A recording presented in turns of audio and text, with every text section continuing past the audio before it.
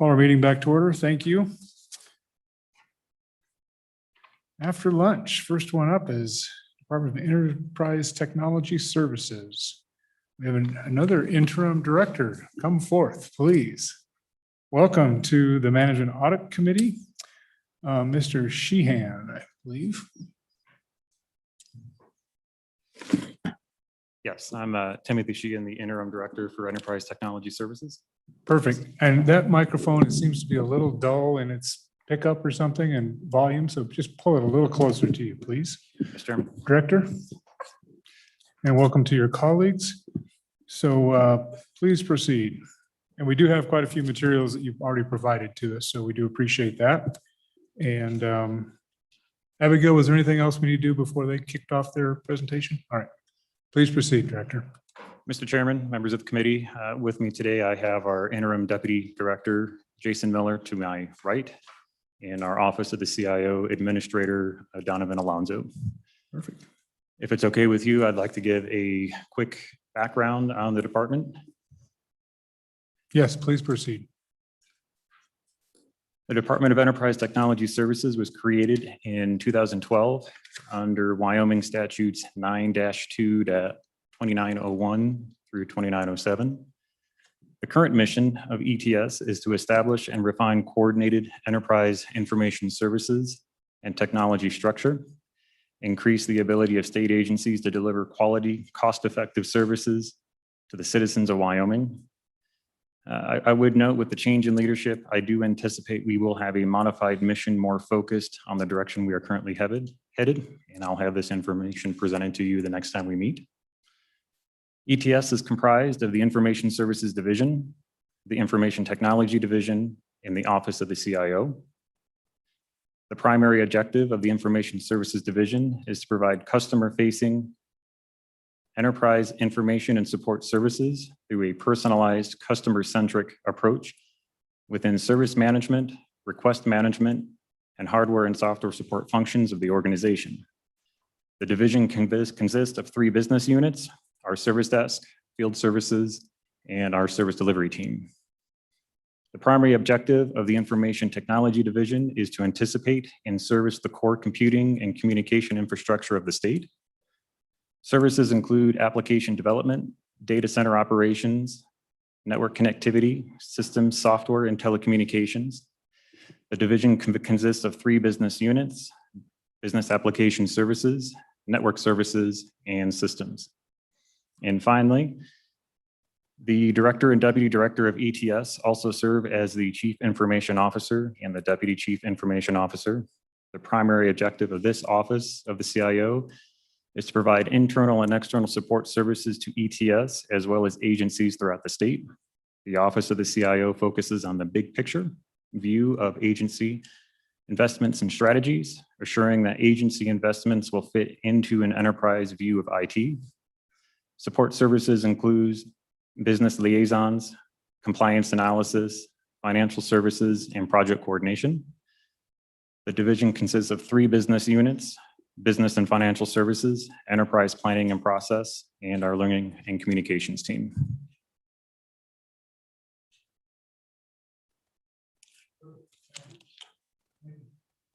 Thank you, members. Members, do you have any questions? Just off the top from the beginning on the overview of the agency? Some questions? All right. So I think there's probably some more specific things that were on the agenda that we had had made some inquiries about. And I know there's been some change in staffing. I mean, there's clearly you're two people with interim in front of their titles. So certainly don't you may not have the total context of the conversation, but the committee's interest and other committee members that were serving at the time, including the chairman at the time, certainly we were interested in whether we're getting ETS, and I happen to be, I guess, one of 2 members on this committee that were present when ETS was formed in 2012, that we're actually getting to that place where we're realizing the efficiencies and the various things that we had hoped when the consolidation occurred, when the consolidation IT occurred.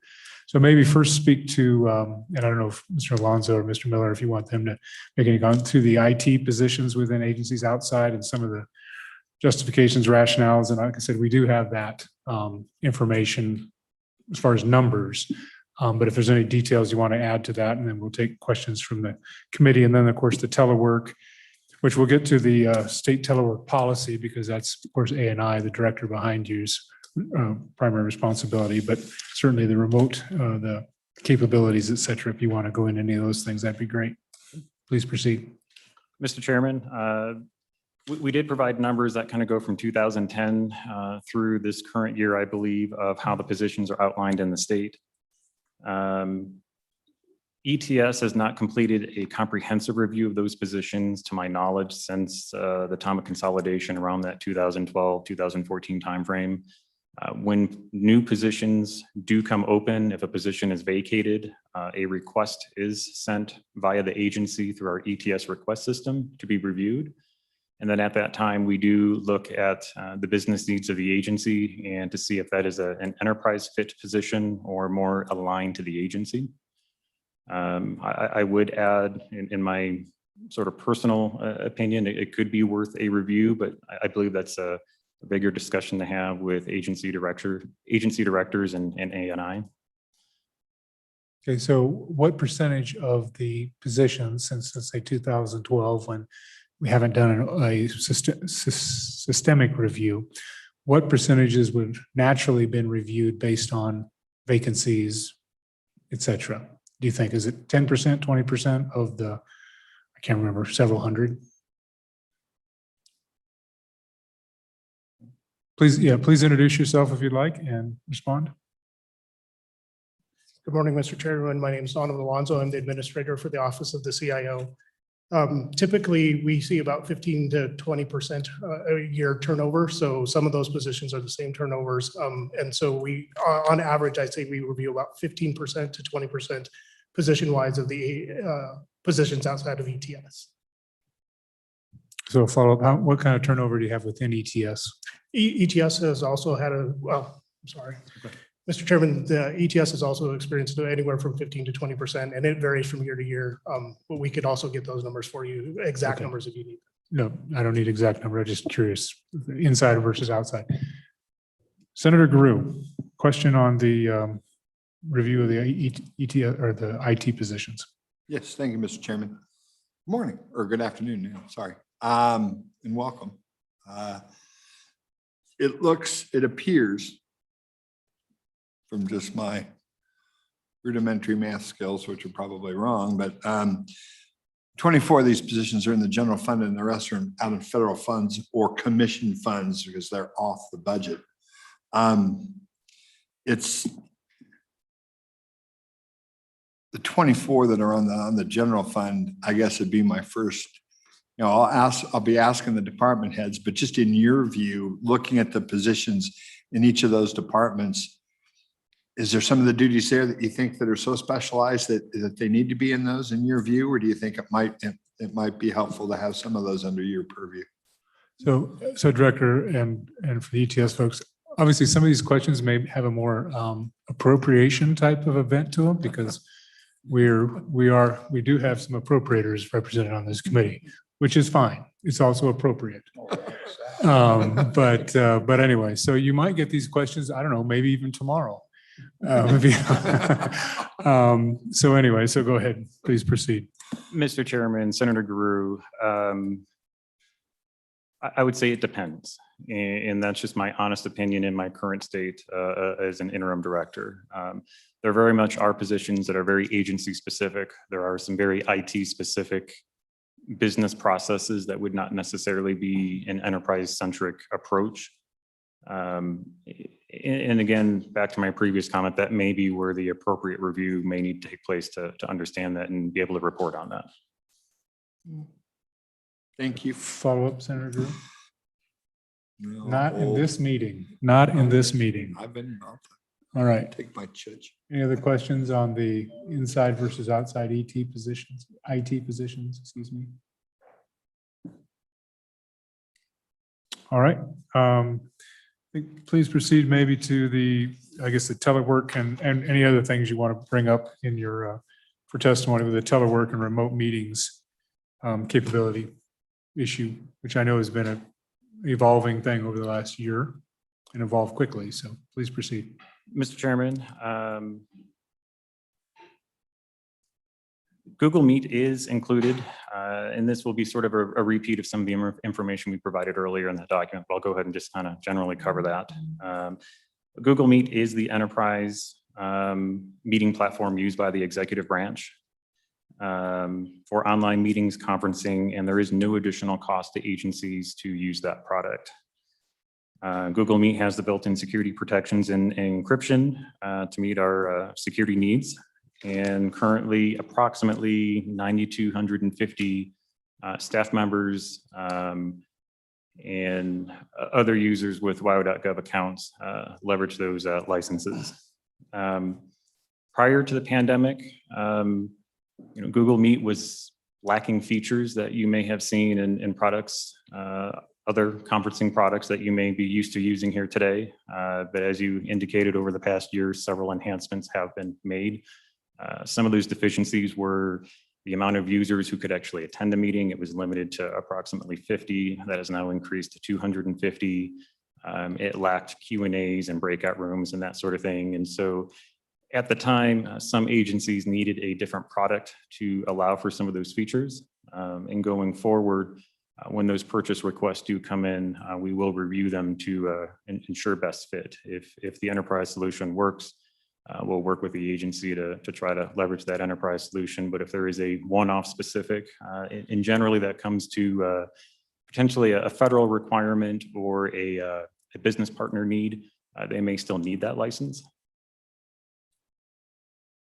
Thank you. So just to be clear, when you say there's no additional cost, meaning the state through ETS provides the Google platform for other purposes, meets this particular feature or application is just one of those components. Is that accurate? Mr. Chairman, that is correct. Okay. Thank you.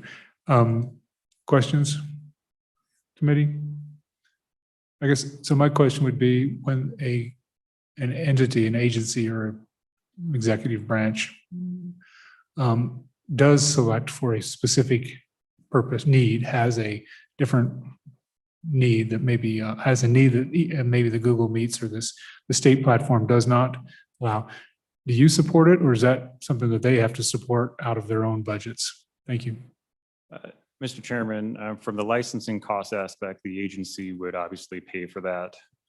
ETS will provide some general troubleshooting and tech support abilities to the best of our knowledge that we understand the product, but it is possible we may need to defer to the vendor of that product for advanced support.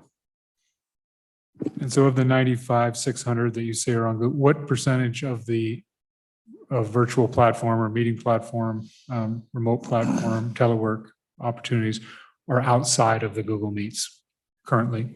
We've estimated approximately 450 plus or minus a few, Mr. Chairman. Sorry, users or Users. products? Okay. Out of the 9,000 plus 400. Mr. Chairman, that's correct. Okay. All right. 5% approximately. Okay. Members, any questions for ETS on the either of these two topics? I don't see any questions. All right. So now I guess this is the open question. And I know you're in an interim position in place right now, and it's relatively recent.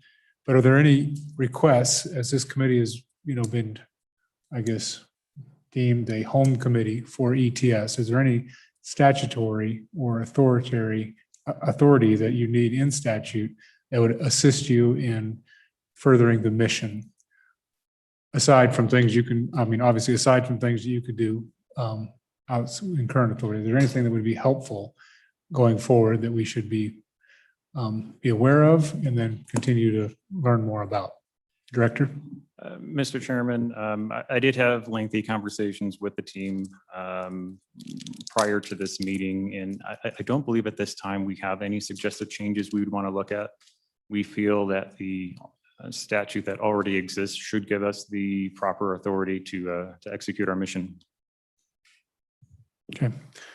Does the Chairman of Appropriations have any questions today? I think we're seeing you tomorrow too. Aren't we? Are we seeing you tomorrow? So, Mr. Chairman, Senator, You're going to save it up for tomorrow? rather than make you say it twice, we'll just ask you once tomorrow. All right. It's called efficiency. Efficiency. Yeah. All right. Any other questions for the agency? Questions for the agency? Oh, we do thank you. And certainly as you learn things, this committee will meet a couple more times in this interim. As things become apparent or the chief executive or there's some other things, or even maybe appropriations has some suggestions of if there's something that you think this committee could take forth and now you're getting a phone a friend at Lifeline that would assist you, certainly let us know. Any final words? You're welcome. Mr. Chairman, thank you. And as things do come up, we for sure will share that with you. I would like to notate, I do not believe we are on the agenda for tomorrow with JAC. So Senator Perkins, I'll give you a fair shot. So would you like to ask any questions now? Chairman Chairman. Bach was back there giving me the head nod like, yeah, we are. But anyway. No, we took them off. Well, that doesn't bode well. That doesn't bode well for ETS. No, anyway, I think that, I think the issue, the issues that we're always looking for is, so ETS has been around, what, 6-7 years now, I think. And where I think, again, I think the concern or the goal is that you continue to mature. I mean, we had the independent look behind when we're headed down the right road. And so I think, now we've got a little change at the top again. And so, I think that we're just interested about in still having ETS develop and mature inside. I think that from the perspective of much of the legislature, and including the Joint Appropriations Committee in particular, with the vast and complex systems we're getting together, like the programs in health, the Medicaid and Medicaid administrative programs. We've got the court systems trying to do their work. We've got DFS is trying to do their thing. And, one of the things that this committee found out just a few years ago was that we didn't really have a way to trace an outcome for a specific child through the system unless we did it manually. And so we brought that to the attention of ETS and the department heads, the directors of each of the departments, and talked about the fact that somehow at the end of the day, if we can't go back and figure out how have this our data and our other things be able to be available across systems so we can monitor and realize and understand what our outcomes really are. At the end of the day, what is it doing for us other than just keeping track of stuff? And so again, one of the things that we have as we look at having these multi, in some cases, at $100 million on a system doesn't seem to be that big of a deal anymore. I mean, it seems to be pretty commonplace. And we need, we want to continue to have ETS develop the expertise to be able to advise the state and help us make the right decisions with respect to these systems, as well as monitor our costs, keep our security up, all the other things we need to do with our IT state across all the state departments. And so, I'm sure we'll talk again, but at the end of the day, that's what we need, ETS needs to continue to mature. We've only been around for 7 years. We've had some great things that have come out of some things that we can improve on. I think we'd all recognize that. And we just need to keep moving forward to realize those objectives. And we hope I think those are the same ones y'all have, although we haven't talked. So, Mr. Chairman, Senator Please Perkins, proceed. I would add, we have taken to heart many of the Barry Dunn recommendations. We have implemented a new review process that we are following, and there is still yet more to come. It is definitely a journey, not a destination. And I think a lot of the components you spoke of, we are very much striving to work towards and provide better reporting. Thank you. Further questions? I'll just make a final comment, and of course we have a seasoned member and an appropriator, they just made those comments as I guess, more of a rank and file member in the appropriations process. The number of big agencies with big system needs, Department of Transportation, DFS, Workforce Services, and, and all those, Health Department. I mean, these are big agencies with a lot of responsibilities. And it just seems like when I look at it is, are they getting as much value as they can? Or are we getting what we need? Anyway, it's a collaborative process. I get that. Everybody gets a little turfy at times. And that's what I personally, when Workforce Services did their huge build out and, slowly different parts of that are coming online. It's how do we leverage that so we get more value out of it with other agencies, even potentially, et cetera. So anyway, that's when I listened to the ETS discussion when I first came in the legislature, that's what I hope where we are. And maybe it's a maturing process. But anyway, we're hopeful it continues. So if we can be of assistance, this committee, as your home committee, we certainly would look forward to that opportunity. So when you're in appropriations, you're on your own. All right. Anything further? Yep, Representative Stivar, thank you. Thank you, Mr. Chairman. I know this last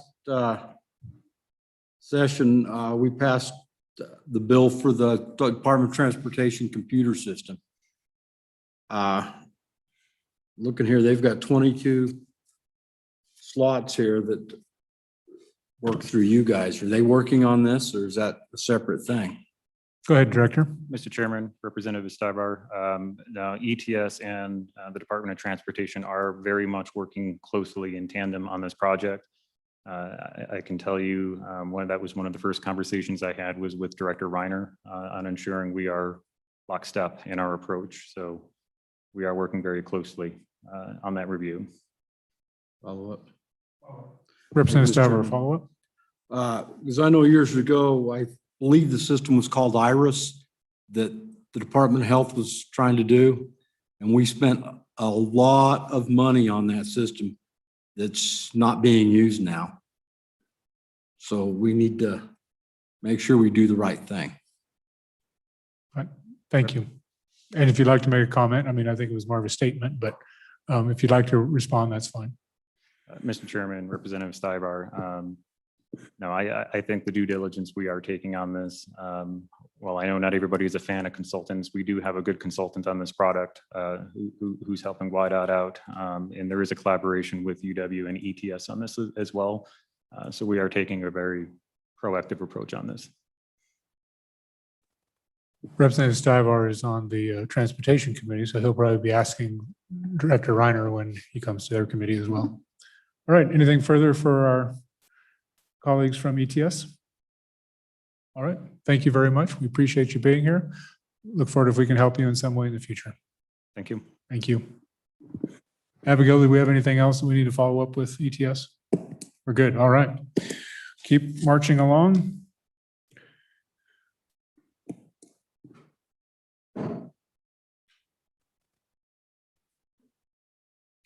Hello, Director.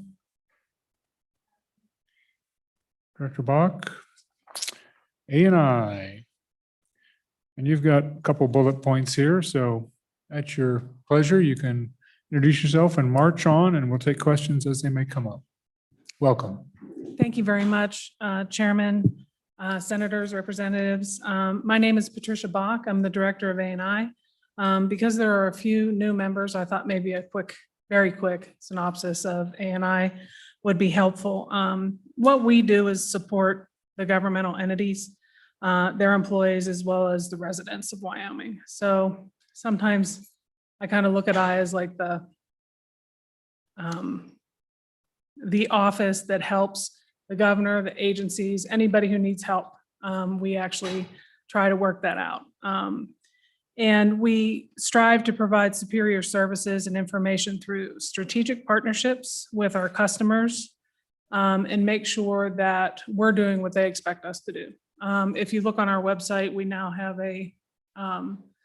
as of, I think last Friday, a dashboard that we did a survey for all of the state employees, including the elected officials, on how ANI is doing. So we have that out on our website as well to say, hey, you're falling down in this area, or hey, you're doing a great job in this area. So I invite you to take a look and see the different divisions that we have. We have the director's office, which includes the accounting department. We have the human resource division, and that is run by Aaron Williams. General services division, we have a new general services administrator. I think you briefly met him in December, but we were having technical difficulties during that time. So you'll meet him today. His name is Andrew Coleman. He comes from the AG's office. We were lucky to get Andrew, as he was the attorney for General Services Division, along with being involved in the State Building Commission as well. So he was able to jump in with 2 feet and get going on that. You'll meet him today. He might be a little tired. He and his wife just had a baby a couple weeks ago. So, but he's here to answer all your questions related to GSD. And GSD includes buildings and grounds, and I will talk about the grass before we get any further. The grass situation, and I'll just address it here. We've had 7 to 10 solenoids break down. That is not the only problem, but that's one problem. The other problem is that when it was blown out last spring, it was not done properly. So we are working on it. I walked across the grass today to check and see there is green under the what appears to be dead. So we're hopeful that in the next couple of weeks, you'll see that brown fade away. So that's the grass story. I thought you were just trying to make me feel like I was at home, because that brown is just like my entire country looks like. So anyway, go ahead, Senator James. Thank you, Mr. Chairman. So did we blow out the system, or did we contract out to have the system blown out? Go ahead, Director. Thank you, Chairman. Senator James, unfortunately, one of our employees did blow out. That employee is no longer under that, but that's not the reason. We just discovered that it was not done properly when we realized that some areas were not being watered. So that has been taken care of. Thank you for that question. All right, please proceed. The lawn is taken care of. Yes. We're hopeful. Mine is not, but go ahead. So under GSD, we have buildings and grounds, trades management, leasing, risk management, motor pool, procurement, central mail, and surplus property. For leasing, we also have a new leasing manager. He's been with us for 3 weeks. We obtained him from YDOT. His name is Matt Simpson, and he's here today. He probably won't speak a lot. Andrew will be covering the leasing, and Angela Morrison, who you all have met in the past, except for the new ones. She runs the procurement section. So any questions about procurement, we have the experts here. Questions about leasing, we have experts here, and HRD. ANI also houses the Wyoming State Library, and that's run by Jamie Marcus. Economic Analysis Division, Dr. Lou, who I think you all know. And then the professional licensing boards, we have 19 under ANI of the licensing boards, which is separate from the boards and commissions that I think are going to be talked about later today. And that falls under Joanne Reed. So I just wanted to kind of give a little bit of an idea of what ANI encompasses. We have a lot of big initiatives going on right now, and we have for the past year. HR centralization, probably the biggest one. We are, what I would like to say, coming to the end to where we can go in front of the governor and discuss with him exactly what we've been able to do. We are not there yet. We expect to be in front of the governor and discuss the results essentially in August. And then if there's another interim management audit committee, I think we'll be able to have more of a numbers discussion at that time. We also, as you discussed a little earlier, we're in the middle of a permanent telework policy, and Aaron Williams will also be able to answer those questions for you. Our leasing budget cut is what we're dealing with right now. And so those questions can also be answered by Andrew. And it is, I won't sugarcoat it. It's a struggle to get that big of a cut, and we're going to be able to do it, but it's a little bit painful for some folks. So I'm not surprised if somebody or some people have gotten calls about some of the leasing. So we can talk about that as well. Obviously, COVID has impacted A&I greatly. It is our responsibility to make sure buildings are cleaned. If there's a COVID outbreak, we're still having those. The Idleman had to be cleaned today, and 2 other buildings had to be cleaned today, or fogged, what we call fogged. So that's still ongoing. We're also working on motor pool efficiencies. I know that's not on the agenda today, but that's something that Dale Spees is working on. And then obviously the surplus property, which is more of the out-facing auction. So that's the overview for A&I. If you'd like me to jump right into HRD, I can do that. Yep, I see, now I see a question. Just Senator Perkins. thank you, Mr. Chairman. Since we were touching on leasing, Mr. Chairman, maybe if the director, we had some talks, about a year ago when COVID was just getting ramped up about work at home and potential for this to change going forward. The potential that we could downsize office space and leases over time. Now that the dust has settled a little bit with respect to COVID, where are we on that general thought process, Mr. Director, please. Chairman, Senator Perkins, I think we are, and I think Aaron is ready to talk about how many people we actually have under the permanent telework. I would say that there are pros and cons. I think we have been able to reduce some space. A&I has. One thing that I said back then, if we can't do it, then we can't ask other agencies to do that. So we have, our entire accounting workforce is teleworking. That's working. We haven't run across an issue where we have to bring anybody back. Doesn't mean we can't. We can if we need to. Many of the human resource division folks that are back office internal are teleworking, which is why we were able to vacate the item and get the boards in there. The one thing that's important to understand, and I don't think that sometimes managers think of this, some people are very good at teleworking. Some people overproduce teleworking, which is a little concerning because then they burn out. Some people are not so good at telework. And those are the people you need to bring back in. And that's what the managers have to be able to do. So that's what we're working with now, is educating some of the directors and the management to say, yes, you don't have to say all or nothing. It's all dependent upon the person, and you have to be able to manage to say, you can telework, you can't telework. Most of my folks in GSD obviously can't telework. You can't clean buildings from home. They have never been able to telework. So A&I has, and Aaron can probably pop this off the top of her head better than I can. We have probably a percentage of about 15% that are teleworking, maybe a little bit more. Other agencies, it's up to the director if they want to telework. So if the director doesn't want to telework, they don't telework.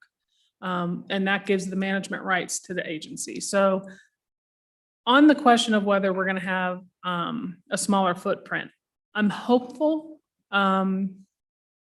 We still have some people kicking and screaming with telework. So if we made it mandatory and I was able to say, this is who's teleworking and this is not, we would have a smaller footprint, but that's not the way to do it. I think we're going to have a slightly smaller footprint. We're going to have more people in buildings, probably more than I would hope. But if we can get the permanent telework out there and see if the directors would be willing to engage a little more with the management of telework, I think we could get even smaller. So I think it's not as much as I had hoped, but it is some of a smaller footprint. Thank you, Mr. Chairman. All right, thank you. So maybe I know folks move to the front, and if we want to do the telework now, if those are the folks who are at the table, I have no idea. You named off a lot of people and I don't know all of them. So, but if you want to go just down the HR consolidation down the list, or if you want to start with telework, that's fine. I'll leave it at your discretion. Chairman, thank you. Director. That was my next little note, that I was hopeful we would be able to do the telework and then Please. HRD. And no one's teleworking in here to do the presentation. no, Wow. there isn't. All right, please proceed. Next up, we will talk about telework and the HR centralization. And that's Aaron Williams, who is the Human Resource Division Administrator. I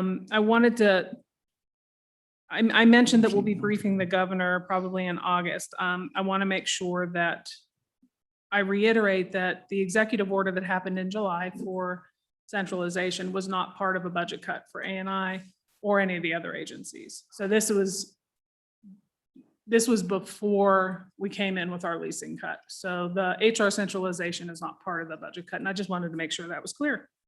It was a big lift during the pandemic along with the other initiatives, but we are well on our way to be in front of you with some firm numbers after we brief the governor. So I'll turn it over to Aaron.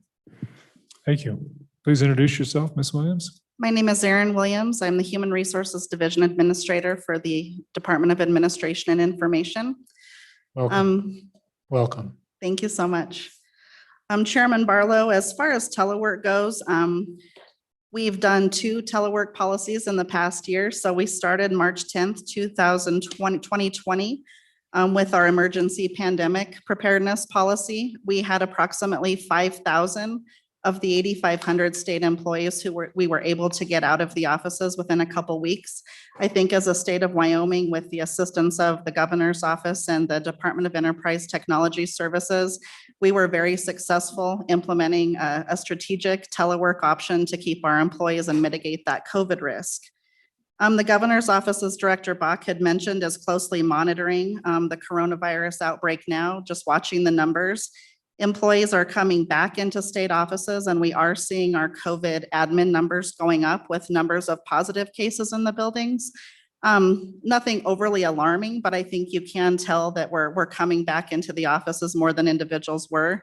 Agencies are readjusting, so maybe they're having half of the workforce come in 2-3 days a week and just alternating to mitigate that exposure. That seems to be working well.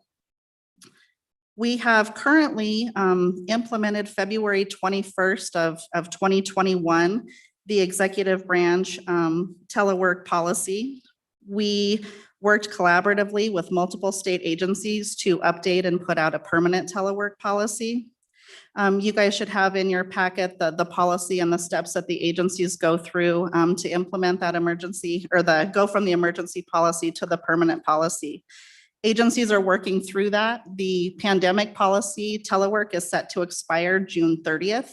And so agency directors, as Director Bach has mentioned, is just kind of determining what the right balance of telework is for their agency. At this time, as of today, we have about 588 employees who were put on that telework policy.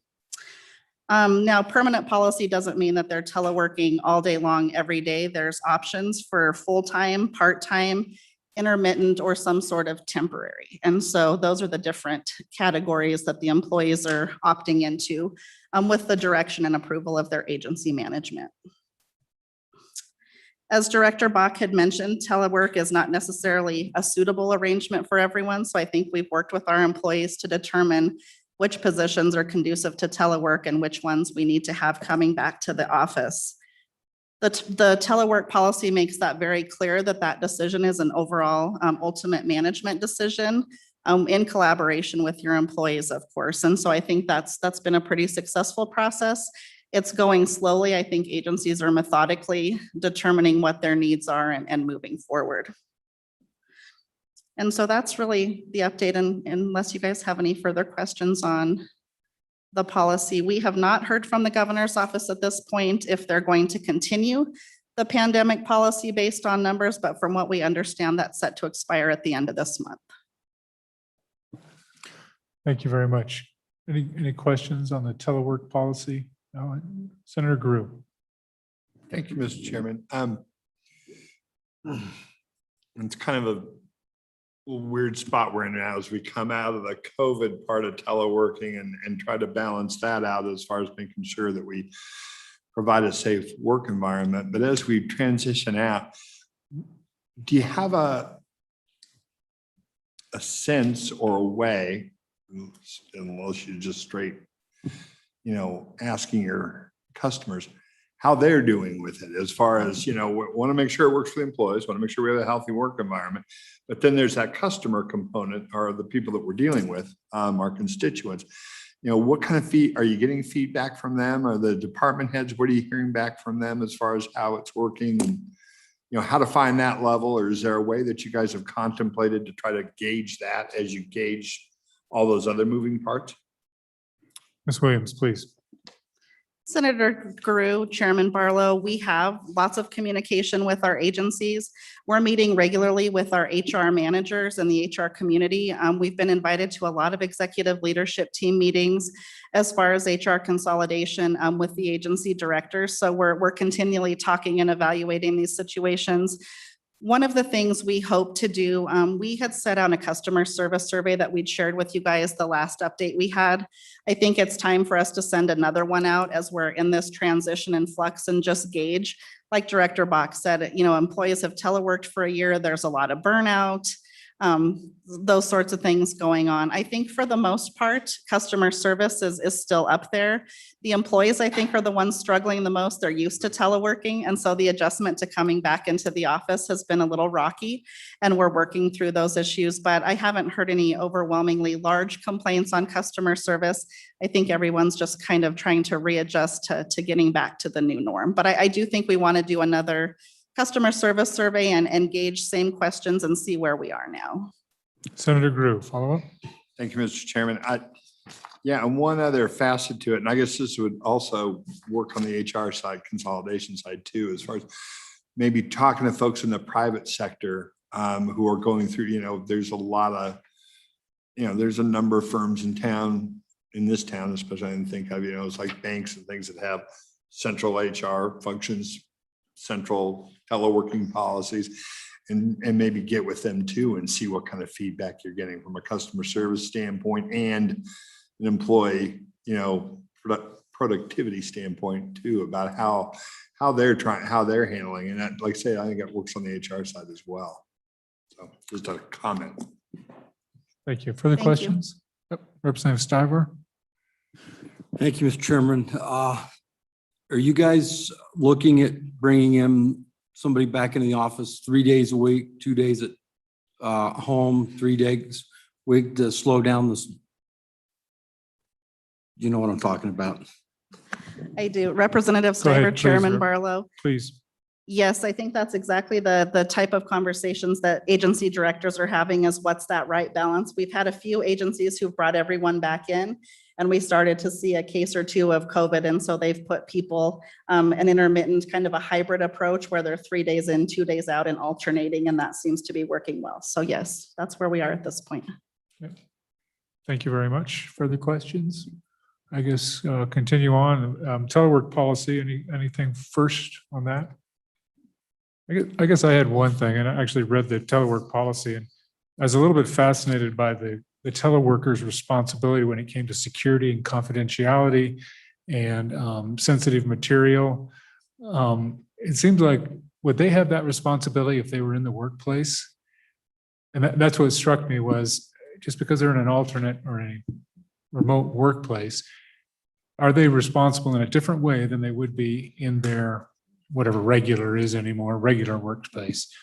Go ahead, Ms. Williams. Representative Barlow, Chairman Barlow, I think it's exactly the same, that they would be tasked within the office, locking things up that have social security numbers so the custodial staff don't see it at the end of the day.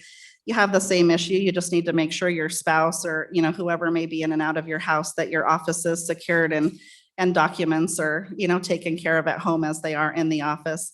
I think with the security, with the VPN issues and some of those things, there's an additional level of security that the employees are responsible for. And I don't know if our ETS friends are here, but the new device that we put on our computers, I can't remember the name.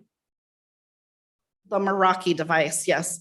As HR and ETS, we're handing out a Meraki device, and that goes on a teleworker's computer for an additional level of security. We wrote that in because it's important when a teleworking employee, if they terminate work, that we get those devices back. So we had some issues in the past prior telework policy. Computers weren't being returned, some of that stuff. It was hard to get that back. Now we do a very thorough inventory when a teleworker goes out, what equipment they have, state computer, state cell phone. And that way then HR, when they're processing the termination, can make sure we receive all that back. Thank you very much. Appreciate it. Meraki. I'm not going to try to spell that. Meraki device. All right. So continue on, I guess. Director, if you want to go on to the HR consolidation, is that what's on your agenda? Chairman Barlow, I think we should go on to the centralization. I did want to make one comment on the telework policy and let you know what the governor's idea about telework is, and he wants to make sure that customer service stays exactly the same or better. So if there were a situation, for example, in A&I where customer service had fallen, then I should be the one who figures out as the director to fix that. It is his preference that the directors have that ability, but it's also his admonition or whatever you want to call it, to say customer service will be the same. So if there was a falling down, that would be hopefully adjusted by the director, if not by the governor's office. Okay, thank you. And I'll Please pass proceed. it over to Erin again. Thank you. Please proceed, Ms. Williams. Chairman Barlow, we've had a really busy last year since the executive order went out for HR consolidation. I'm not going to sit here and say that it's been completely wonderful and fabulous and we've done some awesome, amazing things with the consolidation, but I will admit it's been extremely difficult. The budgeting piece in and of itself, trying to figure out what HR costs to run in a state agency has been one of the most difficult components of that. Definitely as an HR person, fiscal and budgeting is not my forte. I've relied heavily on the state budget department and Rory Horsley, our CFO at A&I. We did not track what it cost in agencies to perform HR services. A lot of the previous budgeting for HR positions was done through the director's office. And so if we needed to conduct an investigation or go to the northern part of the state for interviews, we just charged that division that we traveled for within our agency. And so that's been really hard to get a starting amount that we need to consolidate into A&I. So we've spent the last year just really lots of collaborative conversations. What has been spent on travel? What has been spent on computers? You know, what do we need for training? We're still working through those issues. The B11 that we have B11'd over is $10.7 million. 10.1 million of that is salaries, 100 series salaries for employees. The remaining $600,000 is 200 and 400 series dollars. We did not bring over at this time the dollars for the large systems, such as Kronos, the timekeeping system, or PeopleSoft dollars from YDOT. The reasoning for that is we're still working through, you know, what uses and how is the agencies using and needing those systems. And we're looking at contracts. You know, agencies have contracts that expire at different times. So we have a timeline of when those contracts are set to expire and how we're going to work through that process. So a lot of just figuring out what we have, what's out there in the agencies, the administrative piece. So as we talked last time, meetings with hundreds of state employees, agency directors to find out their agency culture, what's important to them as far as HR and continuing forward. And then how we're going to work together when HR staff have in essence two supervisors. They report into A&I, they're A&I positions, but they're there to serve that agency and help that agency meet their mission. So we, by the end of July, will have service level agreements in place with all of the agencies. We're working through those now. And so those are where we're addressing the issues. Things I didn't think about, YDOT has state issued vehicles. So we have HR techs that are in 5 different districts. Well, if A&I were to take them on and anytime they needed to travel, we needed a motor pool, we'd be breaking HR consolidation instead of saving money. So YDOT has graciously continues to let us use those YDOT issued vehicles. That's in a service level agreement. How we will handle that when those employees need to travel so we're not incurring more costs. And those are the things that we've spent the last couple of months working through. So lots of collaborative conversations and we've learned something new every day. So we're trying to get our arms around that budgeting piece. Thank you very much. Any questions on the HR? You can call it consolidation. The director had a different word for it, and I apologize, I don't recall it. What did you call it, Director? Chairman, I called it HR centralization. Centralization. It's word. That's it's- fine. it's- So I guess, I don't see the committee has any questions. So I do have a question. We had the discussion with the previous agency about IT, and there are some agencies that had just some specialized need or et cetera that required. Do you anticipate that there will be that same potential within HR, or do you think that everybody will come to HR but be embedded in agencies? Is it going to be a little different approach? So however you want to describe it, besides centralization, including centralization, excuse me. Chairman Barlow, I think that's exactly correct. The one way to really put a stake in the heart of a centralization or consolidation is take people out of the agencies. You have to keep them in there, but they do report to us. We have run into a little bit of a hiccup that is being worked out through the budget agency, state budget department. When you have a federally funded position that does HR or an other funded or commission funded, similar to what you saw in ETS, we have tried to figure out a way around that and the budget department has helped the agency and A&I to figure out how to get that employee to A&I as an A&I employee while not sacrificing any issue with federal fund or commission fund. So that's one of the tougher personnel side questions. I don't believe we have as many as ETS has. I think, and Aaron will be able to probably give you the numbers.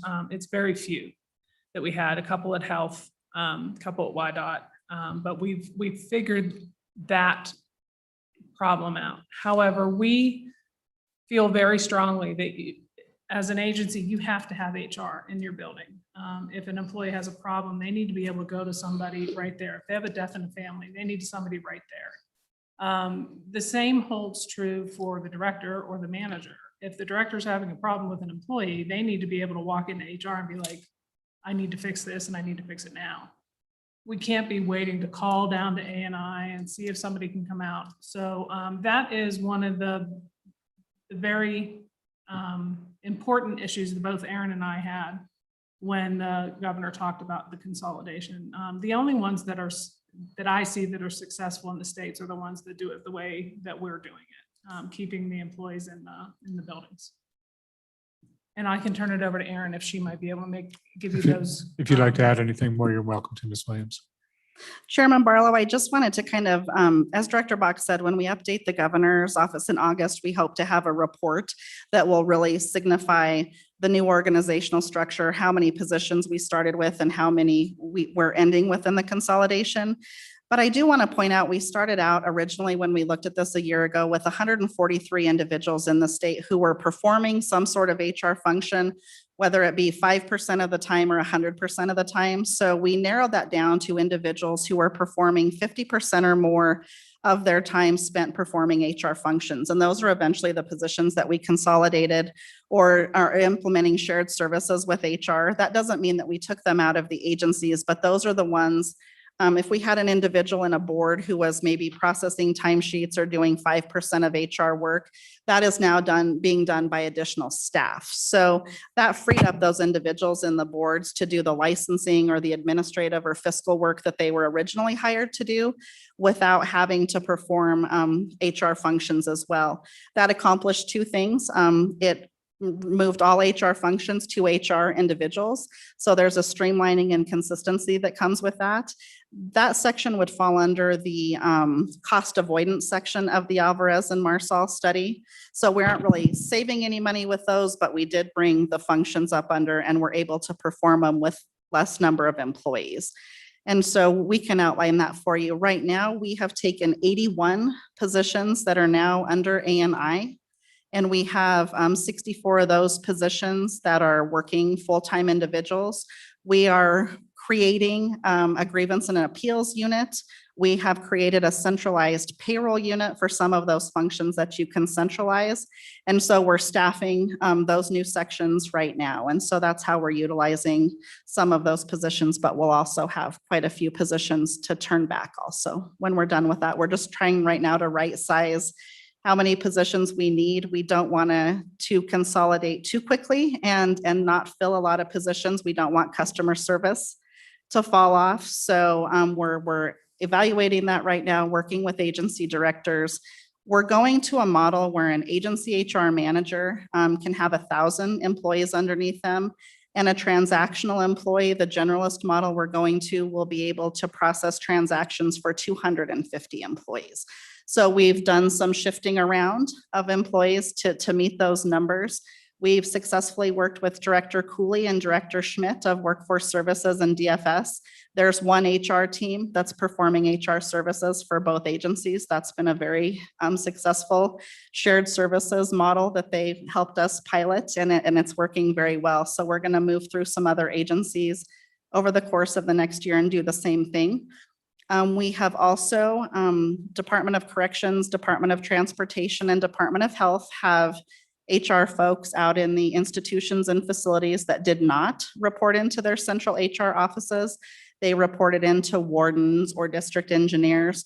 We've now changed the reporting structure where they're reporting into their agency central HR, and we're training up those field individuals to perform generalist functions as well, so that we have more immediate response time out in the districts in the field where they're not having to come to central office for everything. So that's been another success that we've seen in a short amount of time as well.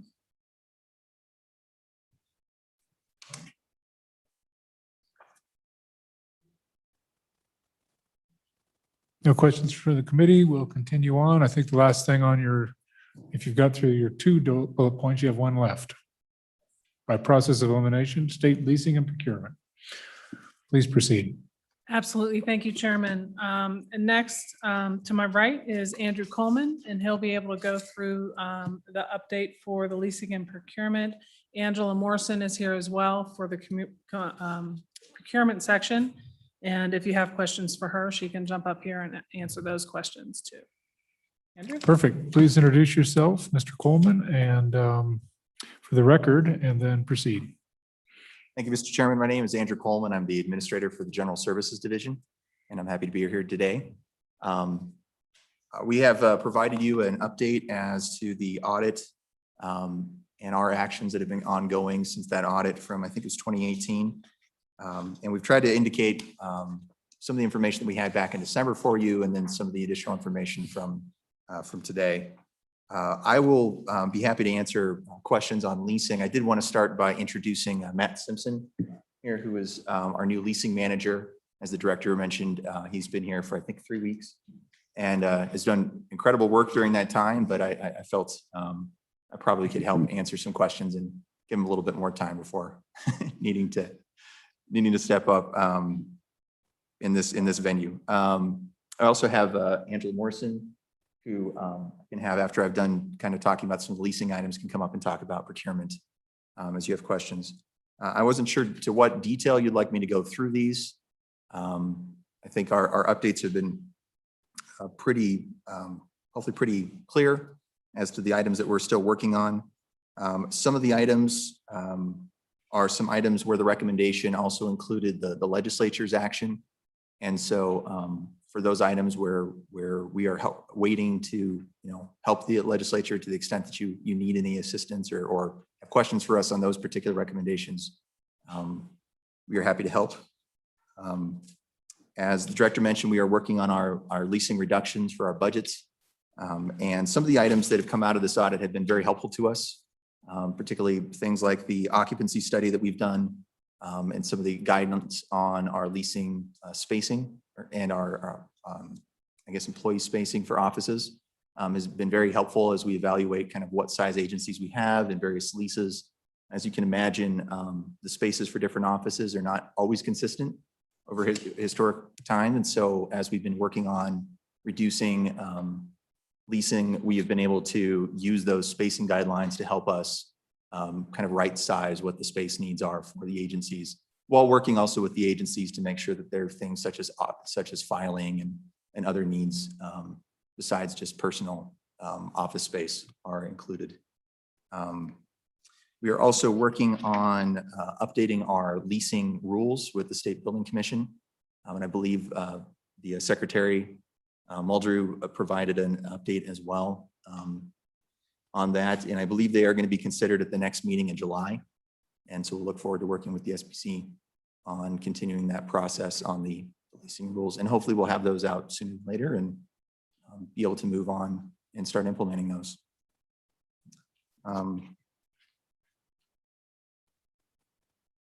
Those are, I think, the big items I wanted to mention specifically. So I guess I'd entertain any questions if you have any on the leasing items.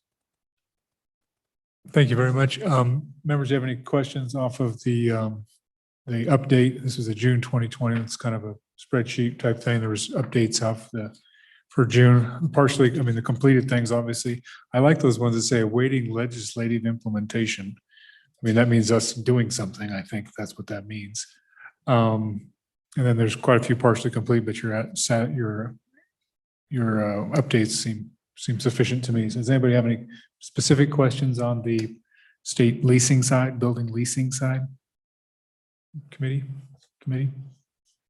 Nope, I don't see anything. Mr. Chairman? Yes. So on the new rules, I mean, is it just an update or is there anything particular that, or is it just an update on the rule changes that the SBC is going to look at? Mr. Coleman? Mr. Chairman, Senator Perkins, there are a few items that we are addressing. I guess it mostly is an update. The way that leasing has been done since the rules were originally created, and I don't remember how long ago the current rules are, but it's been quite a while. Things have changed a little bit as far as how A&I has staffed those and how we've gone about some of those items. So we are using this as an opportunity to make sure that it's matching kind of where our program is and where we want our program to be with responsibilities, and also interacting with the SBC for their authority to make different decisions. Just trying to think of a good example of items that have jumped out. One of them is using the rules to create the opportunity for us to have building use policies that can be tailored to help make sure that agencies and state employees are kind of understand what the expectations are and how they use the buildings, and what we need to help maintain the buildings and also maintain the agency's functions. I think that's one example. I apologize, I can't think of any others off the top of my head. Okay. And Mr. Chairman? Proceed, Senator. The other thing I would just curious from the leasing side. So as I watch the Casper office building get closer and closer to completion, I mean, obviously there's a lot of lease space around Casper that's and I'm just wondering if is that going relatively smoothly, or are there any particular flies in the ointment or anything with respect to moving out of some of the space that's there and into that building when it goes that's popped yet? I mean, that'll probably be very happening in the next 12 months, I think. So. Please, Mr. Coleman. Mr. Chairman. Any flies in the ointment, I think was the request. Chairman, Senator Perkins, I can report no flies in the ointment so far. We have already started working with agencies on preparing for the move. I think we're up to monthly meetings. I've identified who move coordinators are in the agencies, working with them to help prepare cleaning house, getting ready so that they will have everything in order and know what their space is going to be in the new building. Making sure that we're working closely with ETS on preparing for all of the work that they will help us with. And they've been integral partners in all of our moves. As you can imagine, technology is a critical component of getting these areas set up. And we've included them on those meetings, and so far, so good. And I think we're anticipating early next year being able to start the moves. And as I mentioned, we're already working to make sure everybody's ready to go. Okay, one final, Mr. Chairman, if I may. Please. Thank Senator you. Perkins. And then what is the state going to do with that cement bunker that the Employment Security Commission meets in on Midwest and Center? Well, apparently a bunker. Do we know? We have a bunker, apparently. Go ahead. Mr. Chairman. Mr. Senator Coleman. Perkins, we are still ongoing talks with that. One of the things I'm trying to get up to speed on is what discussions have already been happened before the state moved forward on building the new state office building. Because I kind of want to know the history of where we were at. So it's a bit of a new issue to me, but we're working on identifying kind of what the future for that building will be. Well, that building's a poured concrete building. The walls and structures are mostly poured concrete. And I mean, one of the purposes of the building, the Casper office building was, I think we needed 8 million or roughly $8 million of improvements to bring it up to code. And even then would only be worth about $1.5 million. So anyway, thank you. We'll stay tuned. I've heard there's a market for recycled concrete. Might be valuable in the current building market, aggregate, that's right. Any other questions on the leasing side? Leasing side. I guess I have one question. With the completion of the Hirschler building, or I guess we're complete now, what smaller footprint have we seen in Cheyenne? Or have we brought more agencies in, or is it basically a wash? Yes. Go ahead, Mr. Coleman. Mr. Chairman, we have started to move agencies to reduce our footprint. The first move that occurred that has been very helpful was A&I moving out of the Emerson building into a smaller space through telework opportunities. And that has allowed us to begin moving agencies. And what we're working on is smaller agencies at the moment into the Emerson, focusing on licensing boards as an opportunity to use kind of the features of the Emerson, which is lots of little office suites, to be able to consolidate leases and move agencies in there. We have a couple other properties in town that we are already working on getting other agencies in as well. So we're starting to see the fruits of this effort. Thank you very much. I appreciate that. So I think maybe now purchasing is up as the other component. Oh, sorry. My apologies. Representative Stiver, please. Thank you, Mr. Chairman. Since we brought leasings, how many buildings were leased with COVID funding and how long were the leases? So to be specific, with CARES Act funding? Is that what you're asking? Yeah. Okay, all right. Go ahead, Mr. Coleman. Mr. Representative, I don't believe there were any that were leased with COVID funding. Through A&I. Through A&I. Right. Yes. Because I do know there's one right down here that used to be Workforce Services on the south side before they moved up to the southern building. Used to. So maybe we can do a follow-up on that. So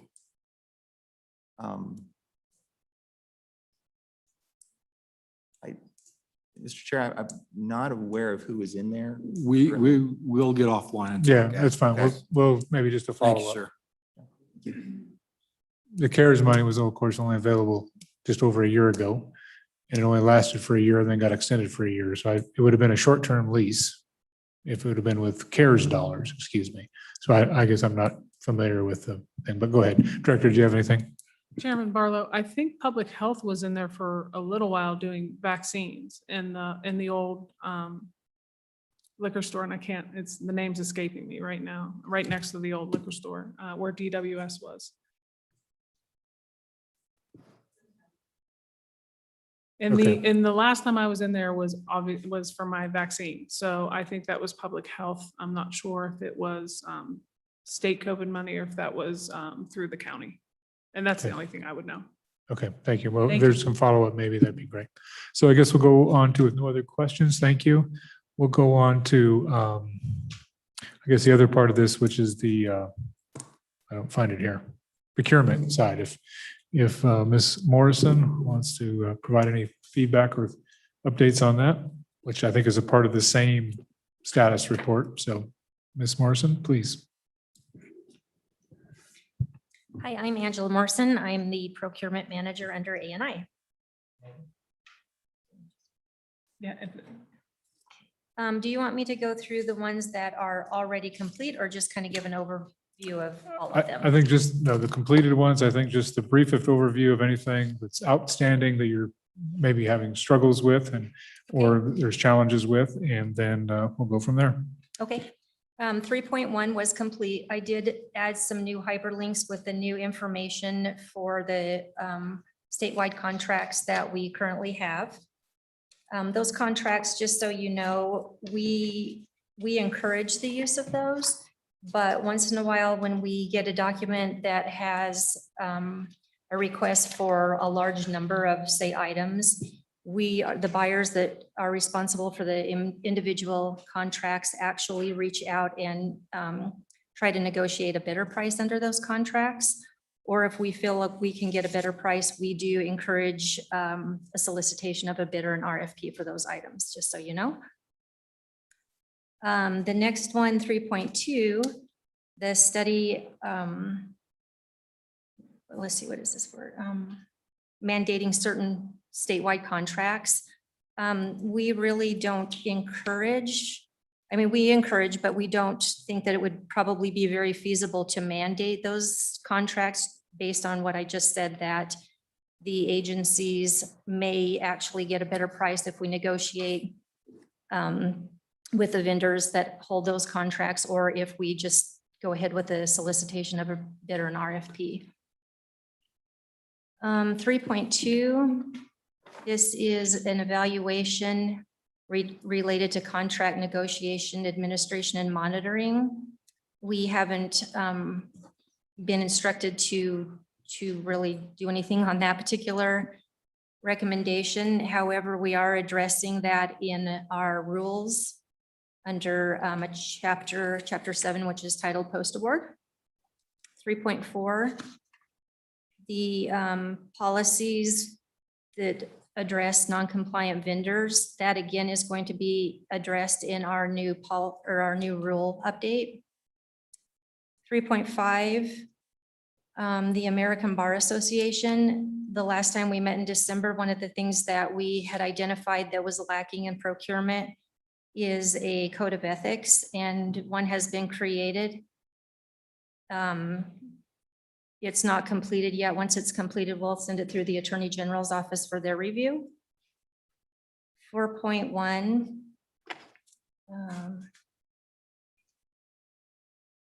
Unsatisfactory vendor performance. That too will be addressed in our rules, our new rules update. 4.2 speaks to giving authority to state agencies. And we have some specific dollar amounts that are outlined in our policy statutes and I believe rules. Specific dollar amounts do need to come through our office, $2,500 for supplies and anything over $1,500 for a service. In the handout or the recommendation update, it does list a certain series of money that can go directly through the auditor's office without having to come through our office. Things like utilities, communication, items for resale, those are all spelled out in that document. 4.3 speaks to non-compliant, is this agencies? Non-compliant agencies. And in 2 years, we've had 15 violations. Most of those are because the agency personnel either forget that they need to do a bid exception approval process, or they, unbeknownst to the person that submits the bid exception approval, a contract has been fully signed. 4.4 was actually already completed under the December review, as well as 5.1, 5.2, well, I guess the remainder of them. Anybody have any questions? Thank you very much. Members, any questions for Ms. Morrison on the purchasing side? Procurement side, excuse me. Members, any questions? I guess my interest is in the 4.2. You talked about the 15 violations. These aren't fraudulent violations. They're just getting the process out of order. That's what I'm trying to understand. I mean, at least that's Chairman my Barlow. description. Please, Ms. I Director. can answer a little to that. The bid exceptions go to me. I'm the designee from the governor. So generally what happens is they forget to do something. It's either it should have went out for RFP or they already signed the contract before they got the exception. It's generally, and I don't want to say it's innocuous. It's not something that they're trying to get around the system. It is generally something that is somebody forgot to do something. We don't approve it or I don't approve it at that point. I make a little mark and say didn't follow the process, and in the future they'll follow the process and it goes through the procurement office. That's generally what those 15 were. And I'll leave it to Angela. If there was something else in there, she can add to it, but they're generally not a flagrant violation. They're not coming through and saying, whoops, I have, a $10 million contract that I already let and didn't go through anybody. Those are usually, that's not what happens. It's usually they signed the document or they already did the process without getting the bid waiver, which probably would have been approved anyway. It's just they didn't follow the process. All right, thank you. Any questions? I guess my question on the BEA, the bid exception approval, you said you're the designee on behalf of the governor. And so ultimately you're exercising that behalf on behalf of the chief executive. Is that accurate? Chairman Barlow, that is exactly accurate. Okay, thank you. All right, any questions from the committee? Questions from the committee? Is there anybody online for this topic or for anything? Mr. Chairman, we have Mr. Mel Muldrow online. Okay. All right. I didn't know if Mr. Muldrow wanted to talk. I think you've kind of said there's going to be numerous things come in on the Chapter 5 rules, or do you want to have Mr. Muldrow testify to those, Director? Chairman Barlow, that would be under Mel's purview. I do have the information in case this didn't work of where he is with that, but if he's here, certainly have him address that because that is his. All right, Those are perfect. his rules. Perfect. Mr. Muldrow, welcome. Thank you for joining us. If you want to just give us the overview of the Chapter 5 rules promulgation, which is, I guess, coming before the State Building Commission, that'd be great. Please proceed. Good afternoon, Mr. Chairman. Mel Muldrow, Administrator, Construction Management Division of the State Construction Department, also Secretary of State Building Commission. I apologize for my tired day. I'm on vacation, but I wanted to make sure I was available in case you had any questions for me today. Just a brief update.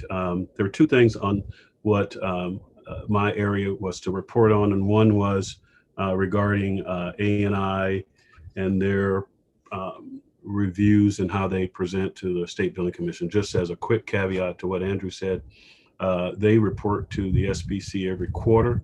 At that meeting, they provide us information on leasing, how the program's running. They show us exactly who's in the leasing program, timelines, how long those leases last, and all that. If there are any questions or concerns regarding a particular lease, they'll bring it up at those quarterly meetings.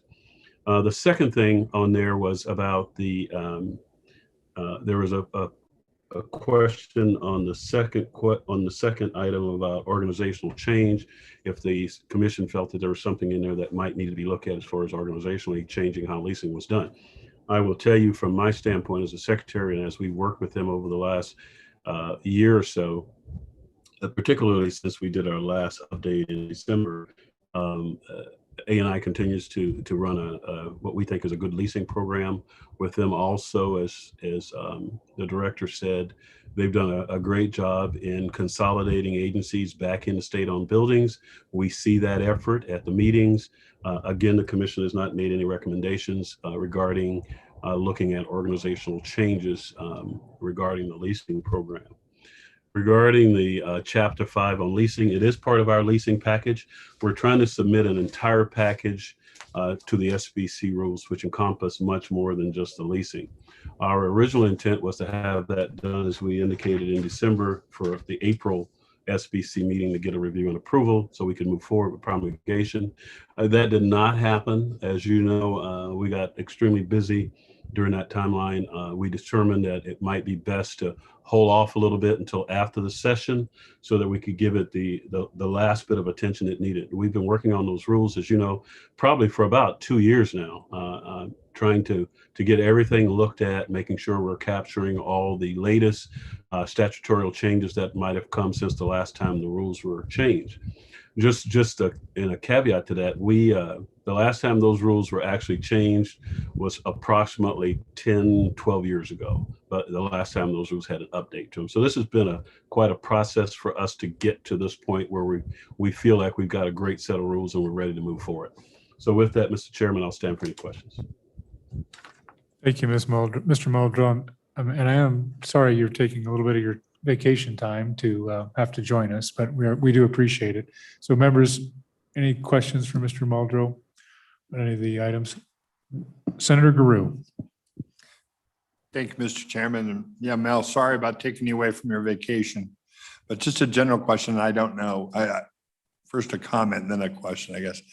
I appreciate the work you've all done on this effort. And I know it's been a kind of a sticky subject for the last couple of years, and I appreciate what you've done to try to get there and work through these rules. My question is, as we're entering into new leases, starting just in this past year, is there a way we can get a copy of those or just get at least just a bullet point when we do enter into new leases, what the terms are based on, and just get a list of those if there are any? I know we're consolidating a lot, but I also just want to make sure that if we are entering into any new leases, that we can get kind of some sort of, just get a snapshot of it to see where we're at so we can continue to monitor. So I think start with Director Bach, or do you want to start with Mr. Muldrow? Where do you want to start? Director, you're in the room, so I'll let you make the call.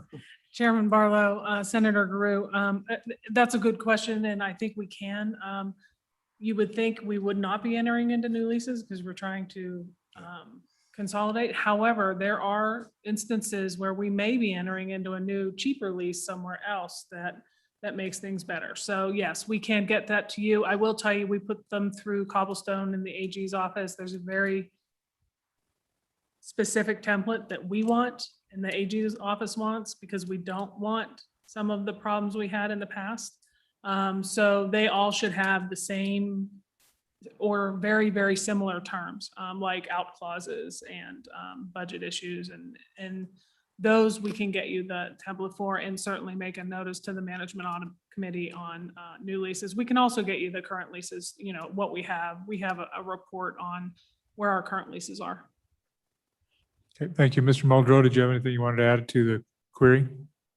Mr. Chairman, no, I think she handled that appropriately. Perfect. Thank you. Further questions for Mr. Muldrow? Further questions for Mr. Muldrow? Mr. Muldrow, thank you for joining us. Enjoy the rest of your away time, and be safe. Thank you. Thank you. All right, Director, is there anything else? I think you've hit the 3 bullet points now, and we have public comments. So anything else you want to bring to the committee's attention? And just like I did for ETS, is there anything that the committee could do for you to provide you clarification and authority, or anything that you think would be helpful for you doing the job that you are tasked with doing? Chairman Barlow, thank you. And thank you, committee, for having us. I say this all the time, but we love having a home committee now. We didn't have one forever. It was generally the JAC that we appeared in front of, and nobody else. I'm sorry. But I at this time, there's nothing that we would need statutorily.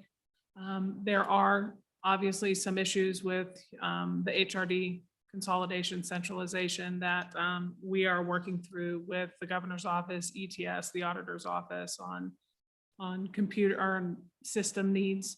So that's something that we're working there. We might be back here in the future to talk to you about that as well. Maybe after we brief the governor and have a discussion, maybe with a management audit sometime in the fall, if you have another meeting.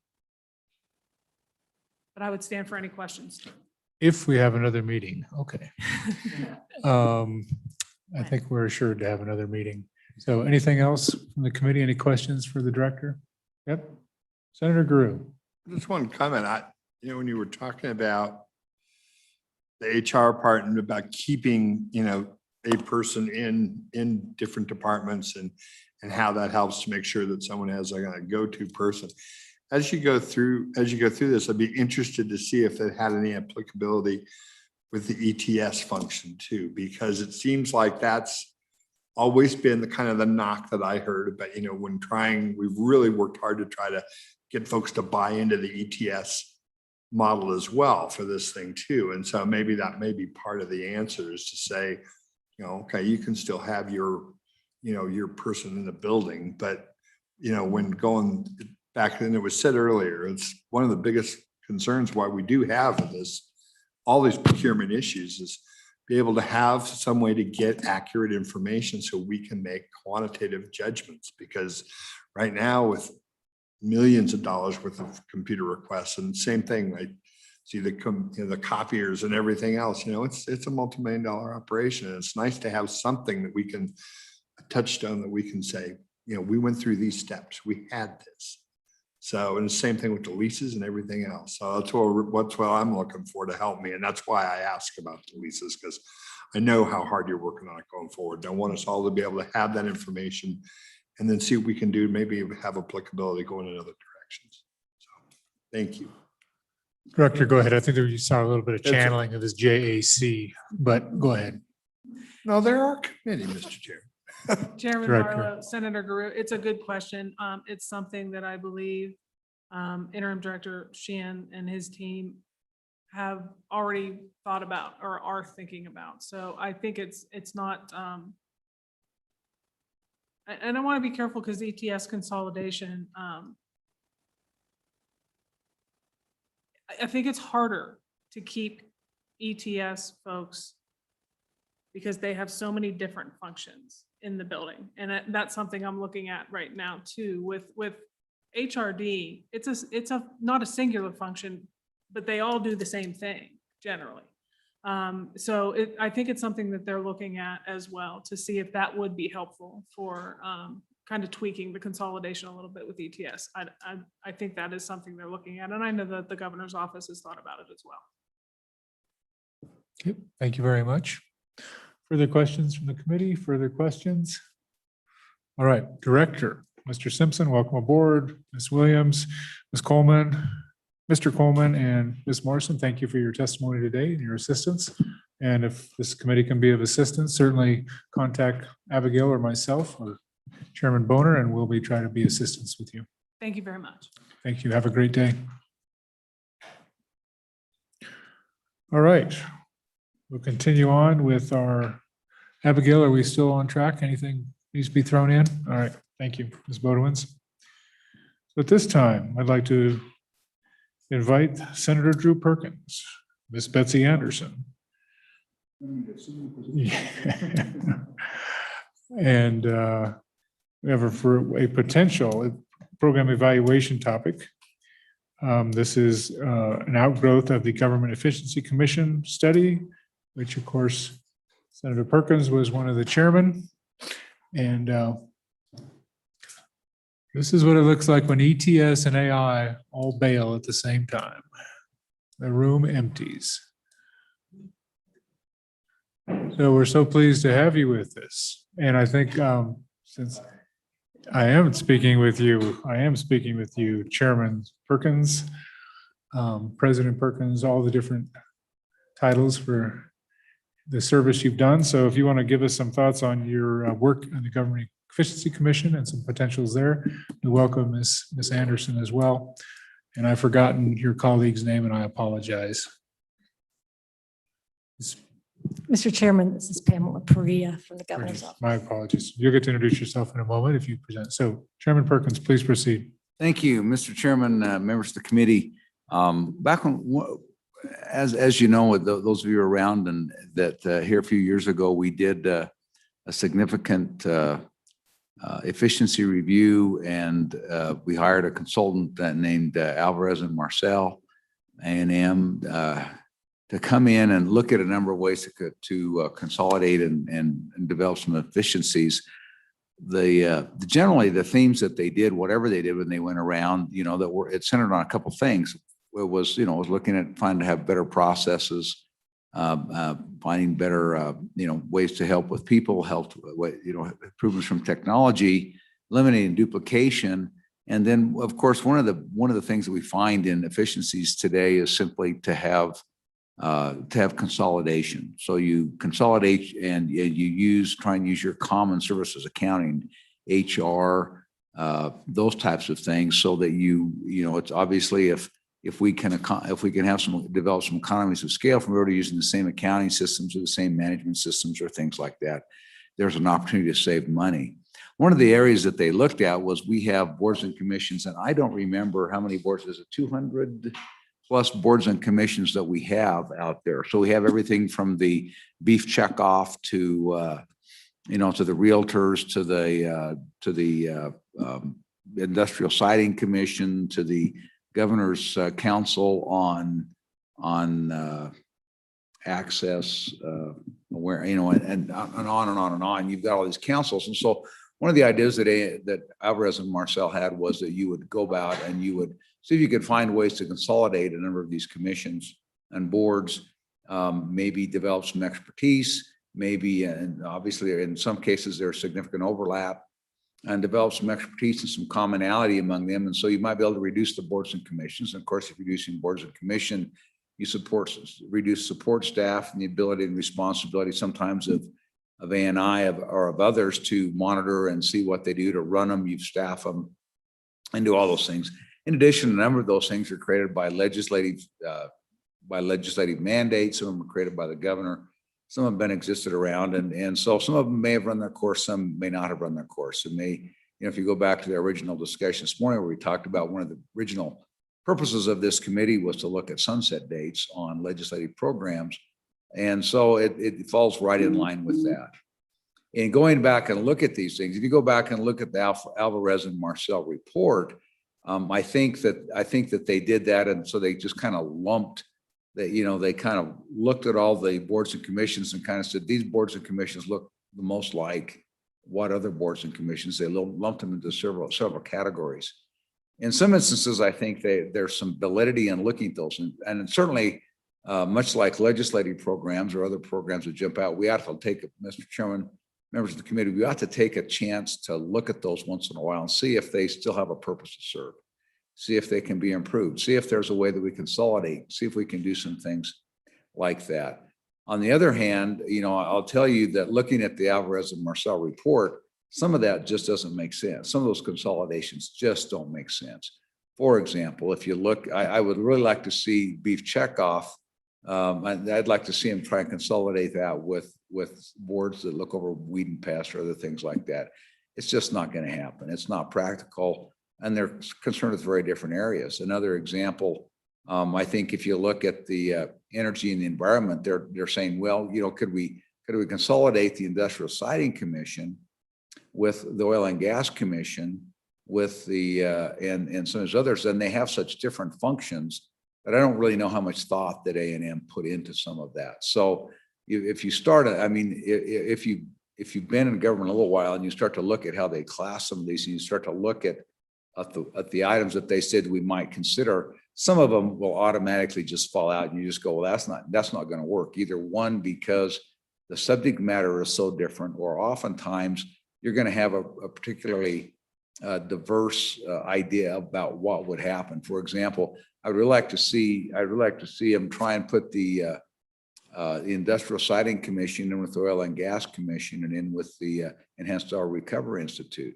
It just doesn't, it's such an apples and oranges situation. I don't think that you'd want to do that. But on the other hand, some of these have just outlived their usefulness. And I think that as we do that, I know the governor and his office have gone back and done a little bit deeper dive on that. I think that it might be worth, I think they're going to have some suggestions for us. But I think as we look at that, I don't think that a wholesale, I don't think we're going to go from 200 plus boards to, under 100. That's certainly, I don't think that's going to be what's going to happen. But by looking at that, a couple things, once again, you get to the point, some just about live their usefulness. The other one is you've got to find people to serve on all these things. A lot of these boards are volunteer boards. So if you expand their duties, you're requiring more volunteer time. The other side of it is there are just so many that it becomes, and I think we'll hear from the governor's office a little bit, it becomes somebody's just down there about full time trying to find volunteers to serve on these boards and commissions that the governor has to assign. And so at some point it just, how much is enough? I doubt that we'll get the Goldilocks solution of making it just right. But I think it's something that's worth looking at but it's something we'll have to figure out how to do that and take our time in doing that, because just a wholesale consolidation and lumping this stuff together, I think is not the answer. But, at some point, somebody has to roll up their sleeves, do a deep dive and consider these boards one at a time. And if their uses are, if their uses are still valid, do we still need them? If they are they enough like something else they can be consolidated, or are they fine just the way they are? Let's leave them alone and move on to the next and see what happens. So with that, that's all I have to say as by way of introductory remarks, Mr. Chairman. I'm certainly happy to answer your questions, but I think the star of the show this afternoon will be the folks from the governor's office who've actually done a little bit of investigation. Thank you, Senator Perkins. So I guess my only question would be, so the report was completed 2 years ago. Have we done, as a legislature, taken the initiative to do any consolidation of any of these? I don't recall any that we've said, oh, we don't need this advisory board or this council or anything. Do you recall any, or did anything? No, in fact, the legislature's done more. The Adam? legislature keeps adding them. So, we've met the enemy and it is us. I think that's. Thank you. that We'll is- go to the star of the show now. That is, yeah, we'll go to the start of the show. So, I mean, even my good friend, if he's listening out there, Eli Bebout, I just, I don't know how many on his way out the door, how many task forces and other things he left us with, but it was significant. So I think that some of that is just self management, which, we can have a discussion about that later. But the other side of that is this is one that's a little bit at a deeper dive. There's been significant amounts of the work that the commission did and Alvarez and Marcel that have done that has saved millions and millions of dollars statewide. Lots of these have been implemented by the agencies voluntarily. A lot of them were implemented through statute. They've been implemented through the budget. They've been implemented lots of ways. So we're kind of looking at these things, trying to make sure that the money we spent, we continue to get what bang for buck we can out of that. And this is, it's just this time to put this one under the microscope. So thank you, Mr. Chairman. I thank you, and I do appreciate that. And I'll almost bet you that while the former president, speaker, chairman Bebout was not listening, he'll hear about it. Yeah, he probably will. I've texted him a few times today already. So maybe he is watching. All right. Ms. Anderson, welcome. Please proceed. Mr. Chairman, members of the committee, thank you. My name is Betsy Anderson. I'm the Deputy Chief of Staff and General Counsel for Governor Gordon. With me is Pamela Perea. She handles boards and commissions for the governor. Thanks for having us. You're right. Alvarez and Marcel's study came out a couple of years, their second step of their study, which actually kind of did a little more focus on boards and commissions, came out in January 2019. We kind of divided into two. There's licensing boards and non-licensing boards. And Tricia Bach and A&I have been working on some administrative efficiencies for the licensing boards because they come under her jurisdiction. So what I'm going to talk about today is mainly the non-licensing boards. And we did speak with the Corporations Committee last year, and they asked that we kind of go further and provide some further information. So, and I didn't want to drop the ball. That committee's changed considerably, and we actually spoke with Senator Perkins about how best to proceed. And so that's why we're here today. So what we did is we started with Alvarez and Marcel's proposal, and it is in, LSO put that in the materials. It's the document that looks like this on the cover, and then it has various boards and commissions, and they categorize them by subject matter. And so it was pretty easy to kind of quickly look at this and realize some of the issues and concerns just generally overall. For part of this, they did list like interstate compacts and national organizations. Those are not state boards and commissions. We can't make changes to those. There are some of these boards and commissions are created for federal requirements and federal funding. So that limits our ability to really, there's many of them dictate exactly what board members have to be on there. So that's another limitation. A couple of these boards are constitutionally created. I don't know how far you want to go down the path, but that's, I don't think anybody's really interested in that type of lift. Some of these boards, while they're board of commission, they actually serve as state agencies, divisions, PSC, equalization board, the board of control, I think the engineer's office, what they call it. And so I would not consider them the type of boards and commissions we're talking about here. We were talking about those that have volunteer boards. And then to Senator Perkins' comment, these are volunteer boards.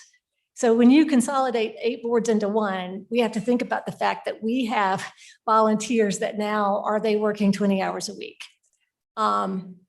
And so, and I will say, I'm kind of arguing against what would make the governor's life easier and our life easier. Pamela meets with the governor once a week. And you see the Senate confirmed boards, but there are probably twice as many as not Senate confirmed boards. And it is a lot of work to find people. We have directors all the time contacting us. We have vacancies. We can't find anybody who's interested. It's been 2 years. The governor's tapped everybody he knows in the state. It's a small state. And so it is challenging. It is definitely challenging. And as you know, there are particular requirements. Some have party affiliation requirements. Some have discipline requirements. Some have district requirements. So it gets very challenging to find the right people. I don't think those requirements are wrong. I mean, I think we want representation across the state. I mean, it is very important that we don't have everybody from Cheyenne. And so, but that does create some work. So for me to sit here and say, wow, this consolidation doesn't work, it really is kind of going against what would make our lives easier. And I will say that, I don't know what Alvarez and Marcel was tasked with. That contract was signed before our administration. The report came out right when Governor Gordon took office. So I don't know that they were aware of these type of concerns, but certainly when you look at what they put together, you can easily see very quickly some difficulties in what they proposed. So what we decided to do was we decided to reach out to all of our cabinet members and survey them with regards to boards that they either administer or that they interact with on a regular basis. And please let us know, how this board is created. Were federal funds associated with this board? Are there opportunities for consolidation, termination, other efficiencies, smaller boards, smaller travel costs? Of course, today with our new technology of COVID and everything, maybe that's not such a big issue, but ask them just to consider all of that. And I really feel like they came back with some really very good, thoughtful responses. And so the materials were sent to you electronically. Unfortunately, they were not part of your book. So I did bring paper copies of what LSO sent to you last week electronically from our survey. So if you want, I'm happy to pass this out.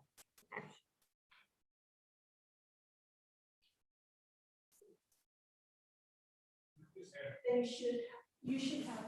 Yeah, I think they're in our packet. So if you want to drop off extra copies for anybody in the audience, or if you want to give them to our staff, that'd be great.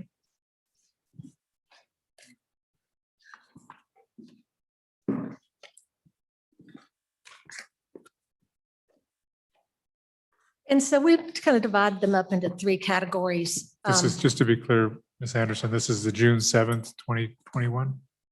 Okay, perfect. Thank you. Just short cover memo.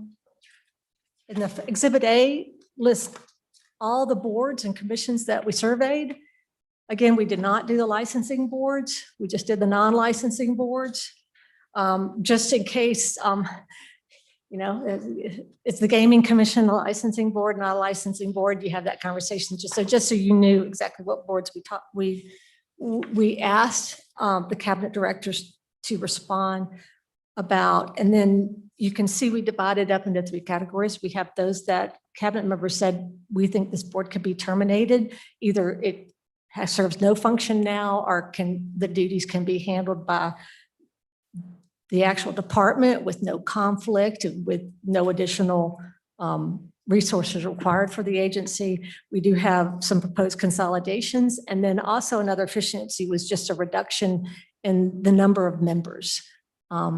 Because it really hurts a board when they have a very large board and we can't fill those vacancies. And then they start getting into quorum issues and things like that. So, and they spend a lot of resources and time trying to find people. So that's another item we brought forward as a potential efficiency. I'm happy to walk through all of these specifically if you'd like to. I will want to let you know that we haven't reached out to all the stakeholders on these groups, these boards, and they're aware that this information was presented, but there may be people out there who have different ideas that this is not, that there would be problems or issues, but this is what came to us from our cabinet members and was just kind of what we felt like was the first step. And I want to say, if there are any particular boards and commissions efficiencies that anybody in the legislature thinks would be a good idea, or anything in particular that Alvarez and Marcel proposed, or anything else you've seen, our office would be happy to look into that, to reach out to those stakeholders and understand if that is feasible. And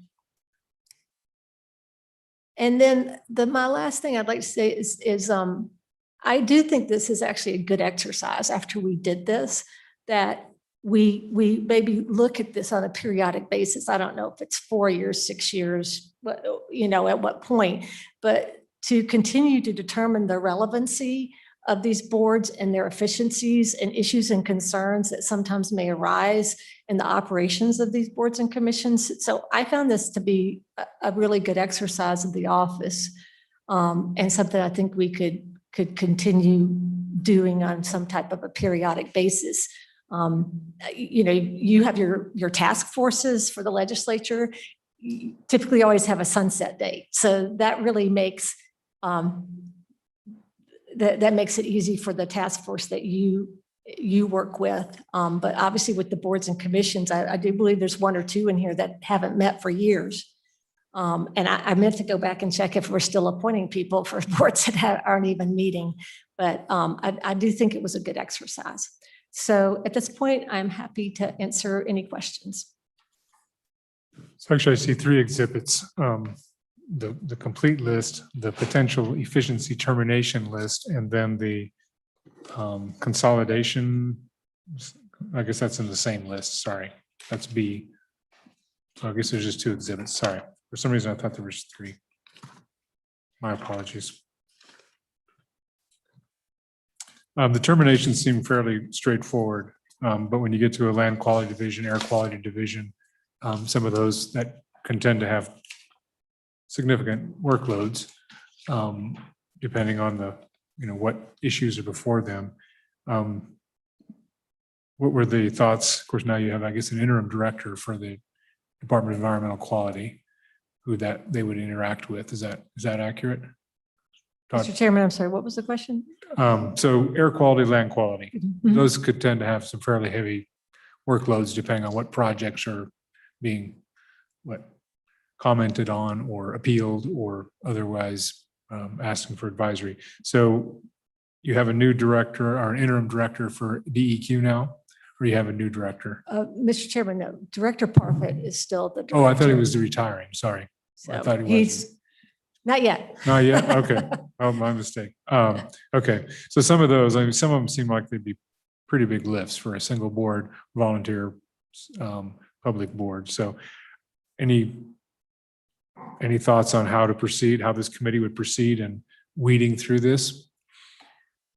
Mr. Chairman, I think that you're right. That is one of, to me, the more complex proposals and the materials I've provided to you.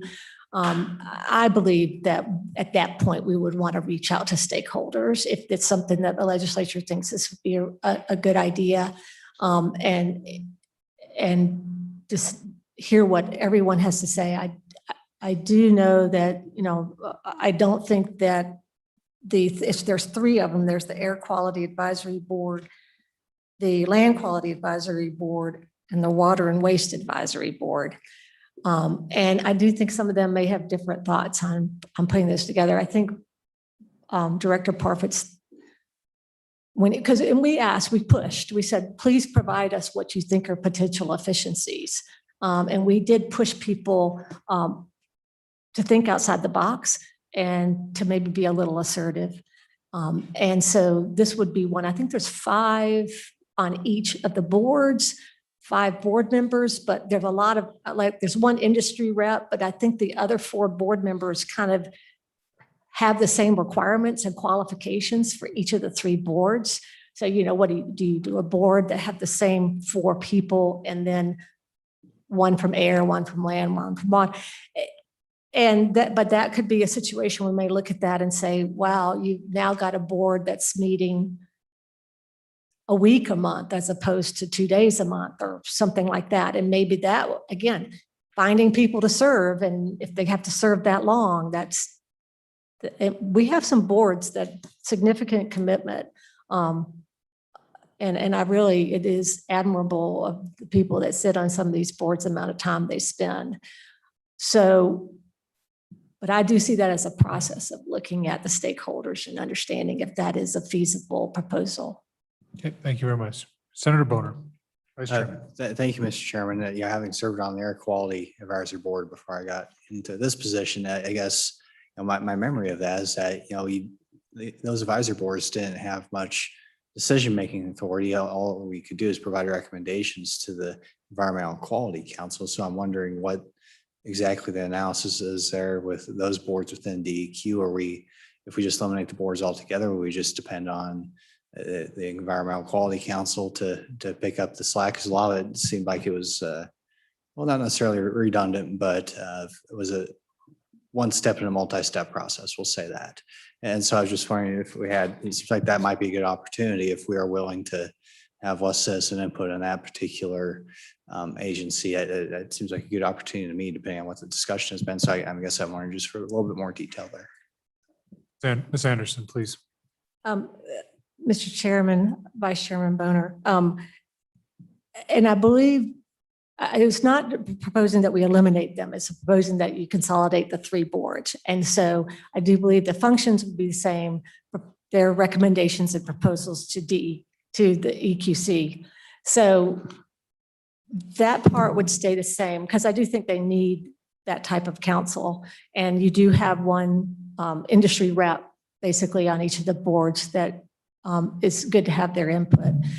But as I said, I think this would be one we would want to do an analysis, and we want to talk to stakeholders and come back with, and we may come back with an understanding that after we talked to stakeholders, we understand that maybe this isn't the right consolidation, and it might not be the right time, but it is something that we thought, that would help in, half the number of appointees by the governor, saving travel costs for board meetings and those types of efficiencies. Well, Senator, please proceed. Yeah, well, thank you, Mr. Chairman. I guess that I'm glad to hear that. Sounds like part of the discussion be also looking at the scope of what these citizen boards look at, and maybe a consolidation of the scope of what we expect them, in addition to consolidating the boards themselves, would be part of the discussion. I hope that's, I think it's worth pursuing in this instance. I hope that's something we can continue to look at as we consider other instances, as well as what's really the benefit, frankly. And I think it's something we discussed briefly. I mean, even if you did some sort of analysis of, okay, how often do they make adjustments to the proposed rules, for example? What was their actual input, or are they frankly just rubber stamping stuff? So I hope that's part of the analysis as we move forward, as we ask, we like to say doing more with less, but maybe it's okay to do with less too sometimes. So I don't have a question about it, Mr. Chairman. Wouldn't you agree? I would agree, you don't have a question. Doing less with less was what the takeaway. So I have a question, and maybe it's for Pamela. So if we implemented all of these, so first of all, how many appointments does a governor have to make? And if we implemented all of these, how many fewer would there be? So what's the cumulative impact of these potential suggestions if they were all implemented? Because I do know, and I served on a board, I had friends that served on board, and sometimes they find out the time is beyond what were willing to do and understood they would have to do.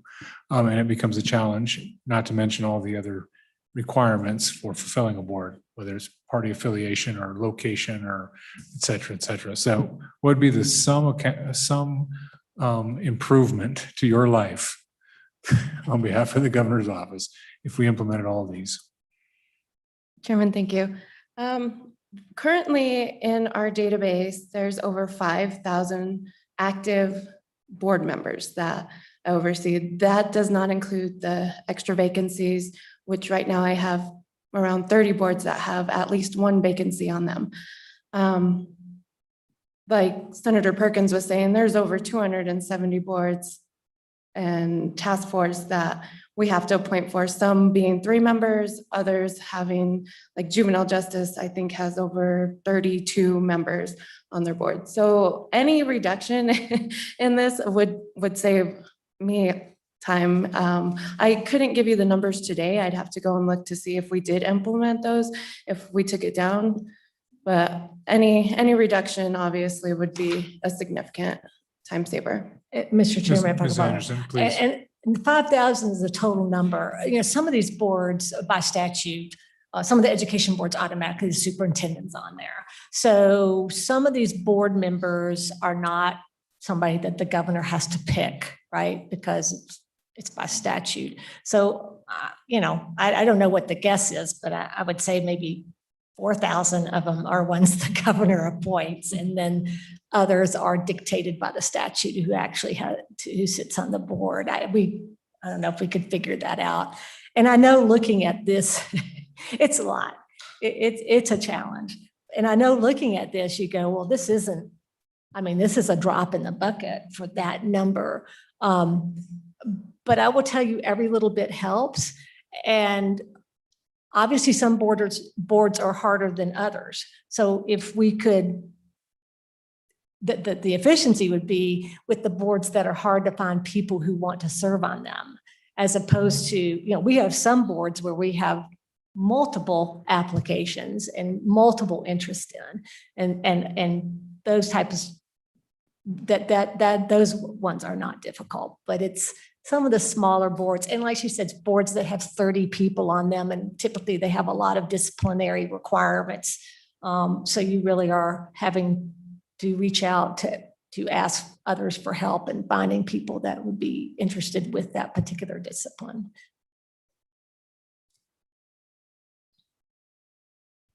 Okay, thank you. Any more questions? Yes, Ms. Representative Sherwood.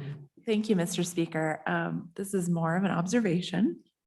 And I think it's unsaid, so I just want to verbalize it, that as we go through this process of considering consolidation, just that we're keeping in mind how that might impact performance. And so whether or not it has an impact on customer service, a return on investment, whether there's a public or an economic benefit. So not only just thinking about a reduction of people, but how does that impact a bigger picture? So I just wanted to take the time to verbalize that. Thank you. Thank you. Any questions for the governor's office? Betsy or Pamela? Questions? All right. So I do thank you. I think taking the approach that asking your agencies to say, okay, what's I don't know if low hanging fruit is the right term in this, but what are some of the or potentially obvious ones from their perspective, both as a elimination and as a termination, and consolidation. And then there's some that are just flat out fewer members. I don't see the 30 member one on here, but we can add it if you want. That'd be the first one I'd have on the list. Mr. Chairman. Yes, I'm sorry, please. I would say that there are some boards that are created by executive order. And so we are looking actually a couple of boards that are created by executive order and reducing membership in those boards. But I didn't bring those before this group because they don't have any type of statutory changes that are required. So you're going to clean up your own house? Good, thank you. All right, before we have to clean up ours. All right, committee, any further questions? Further questions on this topic? Mr. Chairman. Sorry. Representative Gray, thank you. Representative Gray. Thank you, Mr. Speaker. Could we get the list of the executive order created boards? Because I think we could preempt the executive branch by just saying, hey, that's undone. So, I mean, we could, if they're not going to get their house in order, we could do that. So could we get that list? Thank you. Mr. So I don't know Chairman. about the house in order thing, but we would appreciate the list. Mr. Chairman, we'll get that to you. I think it's at least one, if not two boards. So I will Oh, get that. one or two Mhm. as compared to the 400 that we created? Oh, come on, Representative Gray.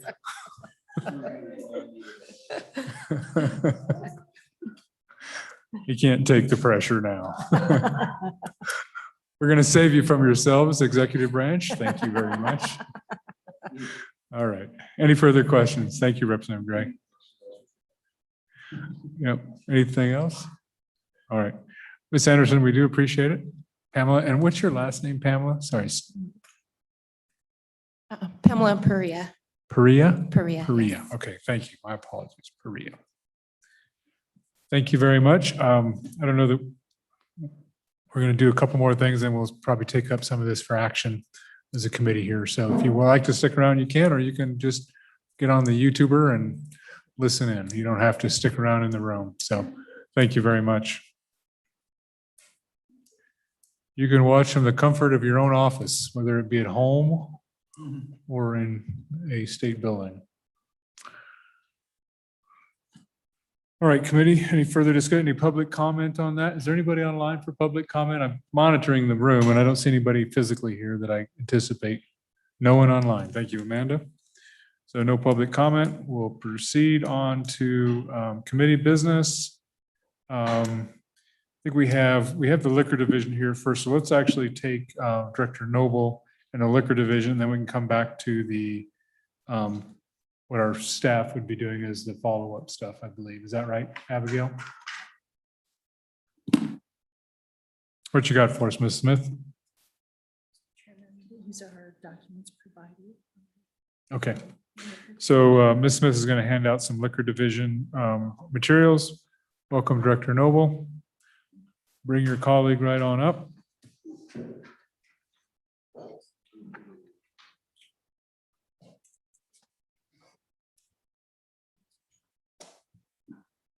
We'll get these materials passed out and then we'll.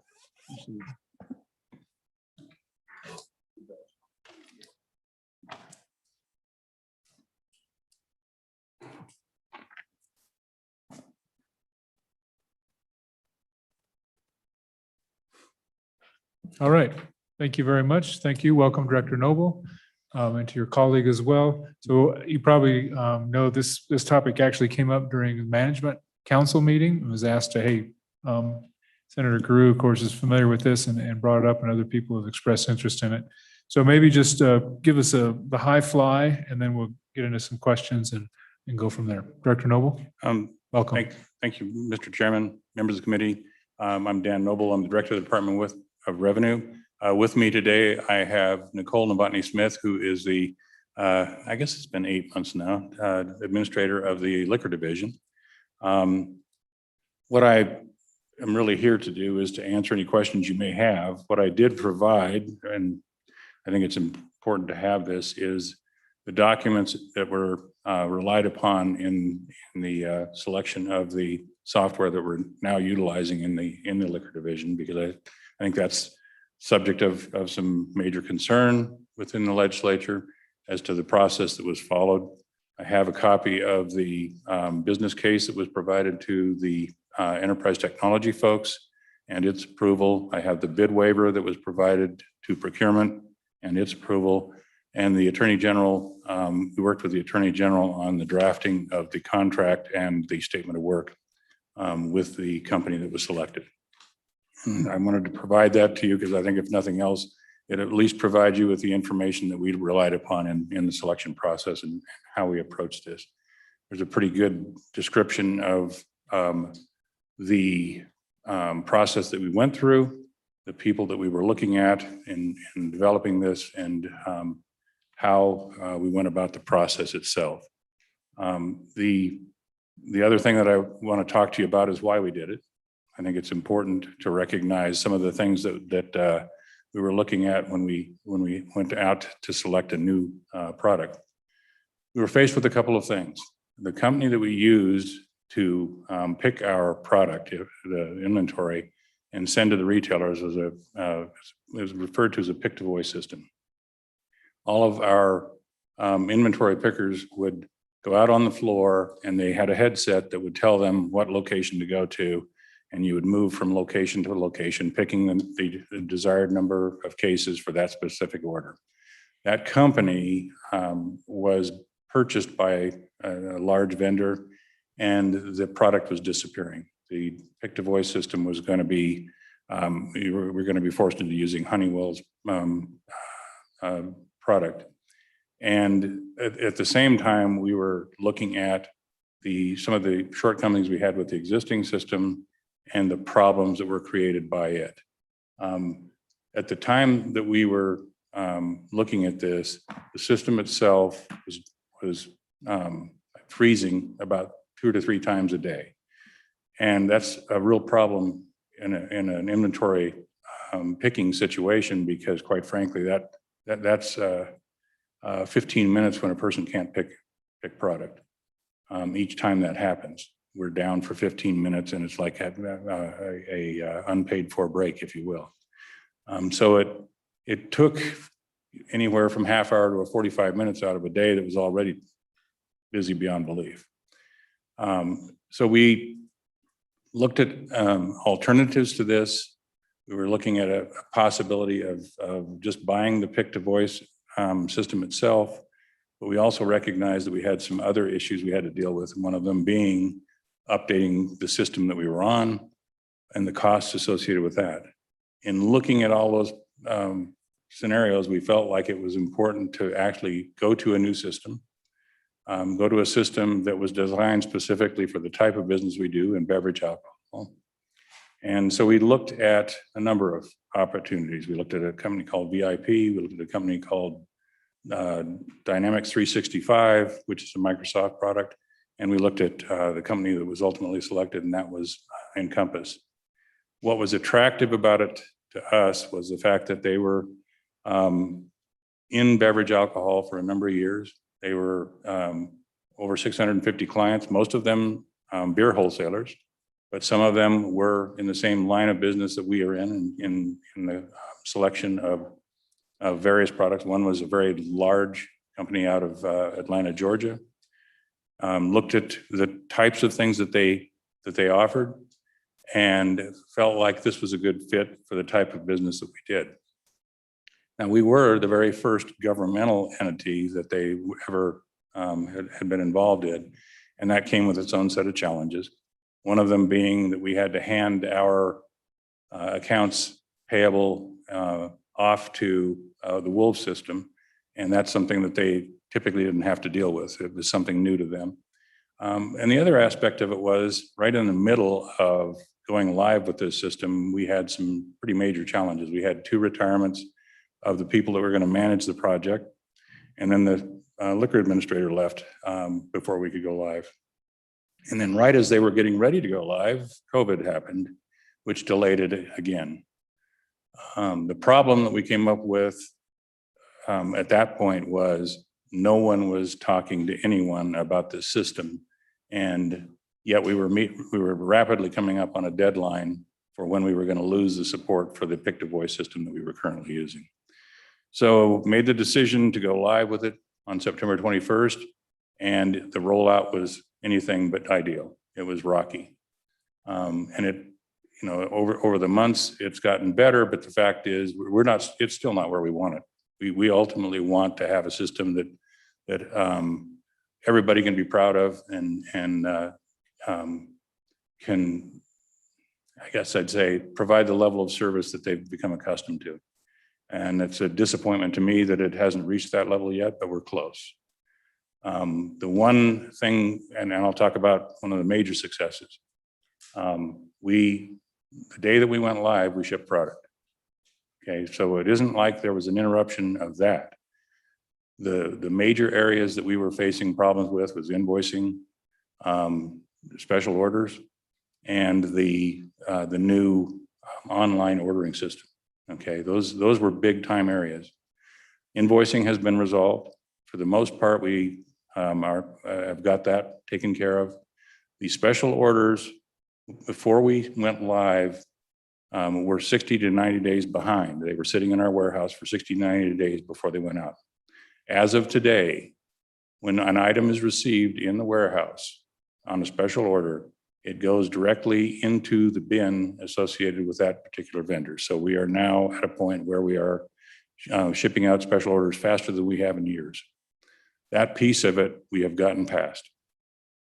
The challenges that remain are getting stability in the order system that we use. We utilize a system called DSD Link, and it has been less than stable, and we're working with the vendor to try to get that resolved. And in the meantime, we're going out on a request for proposal to determine if it would be feasible for us to go back and put in the system that we used to use, and it was referred to as e-liquor. So we're doing both at the same time, still working with the vendor, trying to get that resolved, but should it not happen, we're going to try to go back to the system that we had before. The successes, we have shipped, and this is an estimate based on this being the last month of the fiscal year. We are on task to ship $141 million worth of product this year, and that is 14.6% more than we did last year.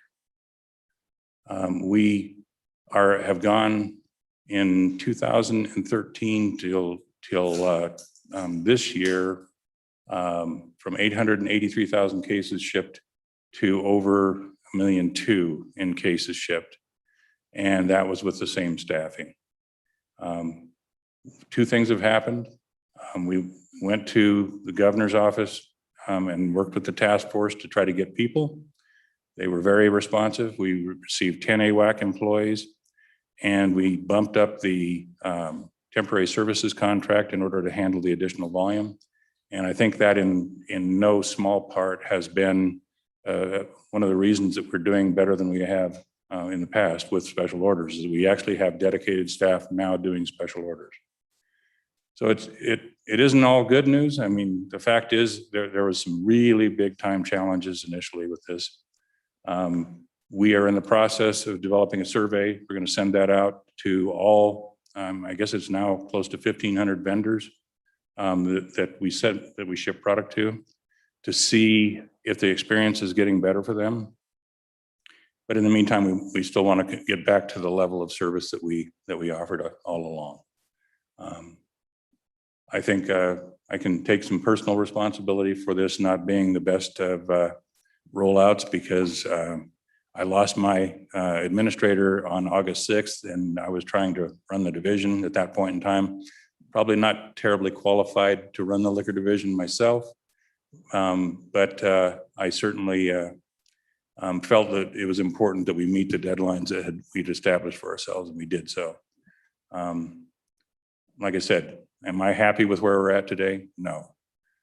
Am I happy with the progress we've made? Yes. I think we're doing better than we have, but we're not anywhere close to being where I want us to be at the end of the day. One thing that I will tell you, there are two things that we have to deal with. One of them is we have a system that has been creating issues for us, but we also have an environment that we're working in today that has me baffled and an awful lot of people, and that is COVID and what it did to the liquor industry. I was fully anticipating that our sales would just drop off the table, that we would probably not see much in the way of sales because bars were being limited to 25% capacity. We just figured that restaurants and bars would hammer us something fierce. Our sales are higher than they've ever been. In the month of June last year, we were up 30% in a month when we were actually going to not have Frontier Days and 6 major rodeos in that time frame. All 6 of those rodeos canceled, and we still increased sales. I don't know why. Well, maybe I do, but I mean, I guess the point is, it surprised us, and it certainly stretched our resources. But it is something that I think I think we dealt with it. The other aspect of COVID and what it has done is it has affected our supply chain. This is a report that I ran the other day, and this is our out of stock report. Okay, we run 2,439 products as listed products in the warehouse. We are out of stock, and each one of these is listed as why it's out of stock. We are out of stock on 210 of those, or 8.6% of our inventory is out of stock right now.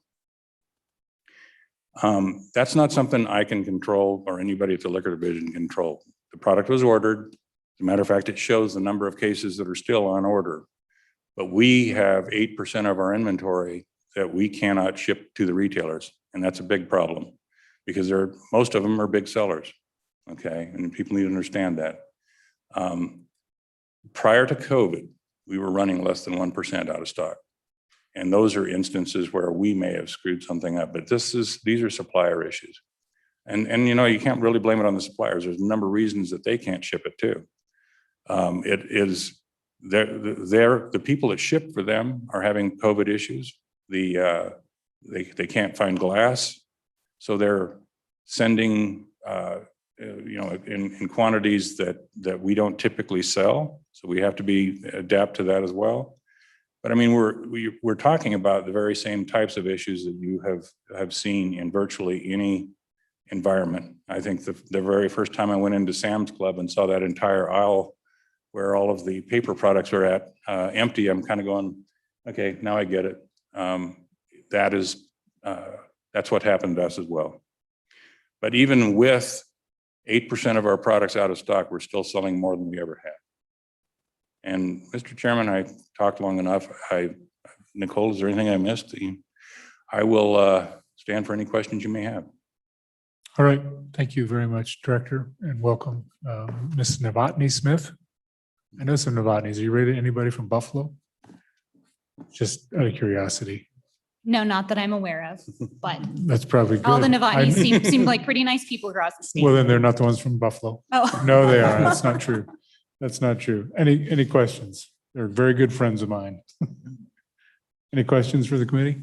Questions? Representative Gray, I see your hand. Thank you. Thank you, Mr. Speaker. Mr. Noble, Director Noble, could you elaborate on the supply chain issues? This is something that is really disturbing me. So, I mean, you mentioned glass. I mean, so when you call the suppliers and they say they can't ship you the product, I mean, I've been seeing this across our economic system, and every industry seems to have a different issue. And so I'm curious what you're seeing in the liquor sphere. Is that the number one thing you're getting, glass? Is that the number one? What are some of the problems that you're seeing? Because it's a huge problem for our country. Director Noble. Yep. Mr. Chairman, Representative Gray, one of the things, and I'll bring it home as closely to home as I possibly can. We contract with a company to ship all of our product to all the retailers across the state. It's a big vendor out of Colorado, and they ship on a daily basis our product around the state. We have had a number of occasions where they can't get drivers because they're all quarantined.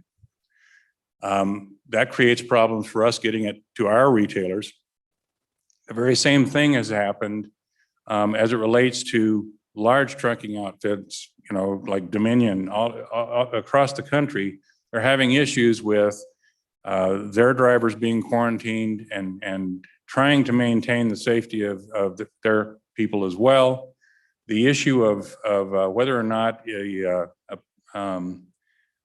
you can get glass is one of the things that is plaguing not just that industry. I'll give you an example.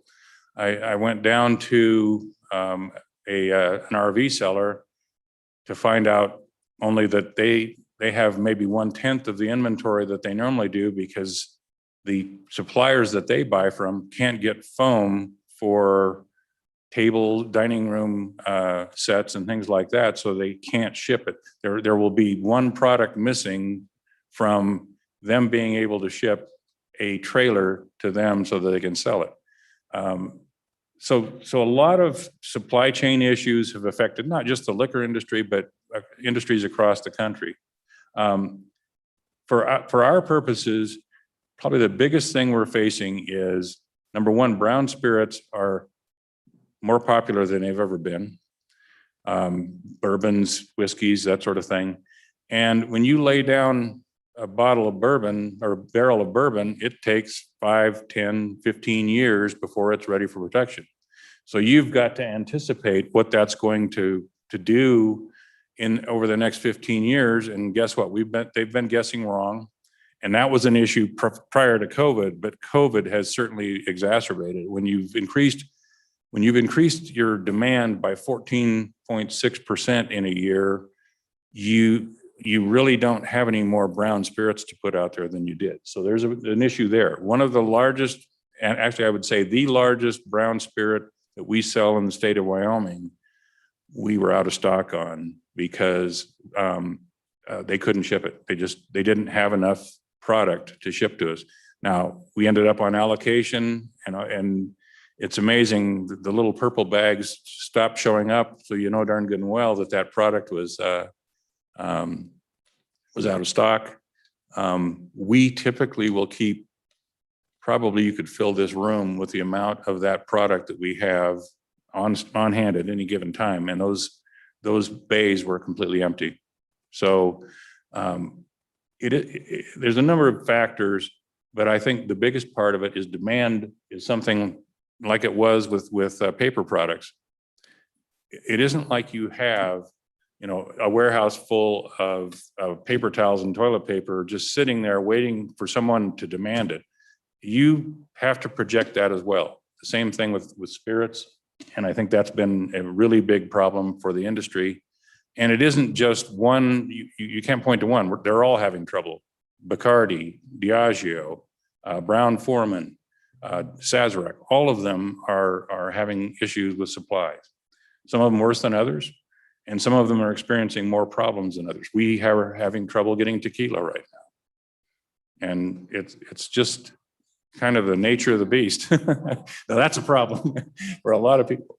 But I just kind of wanted to describe some of the issues that we're facing with it. And it isn't unique to Wyoming. I was in Milwaukee over the weekend, and because I do this, I checked a couple of the liquor stores there, and suspiciously the same products that are missing from our shelves are missing there as well.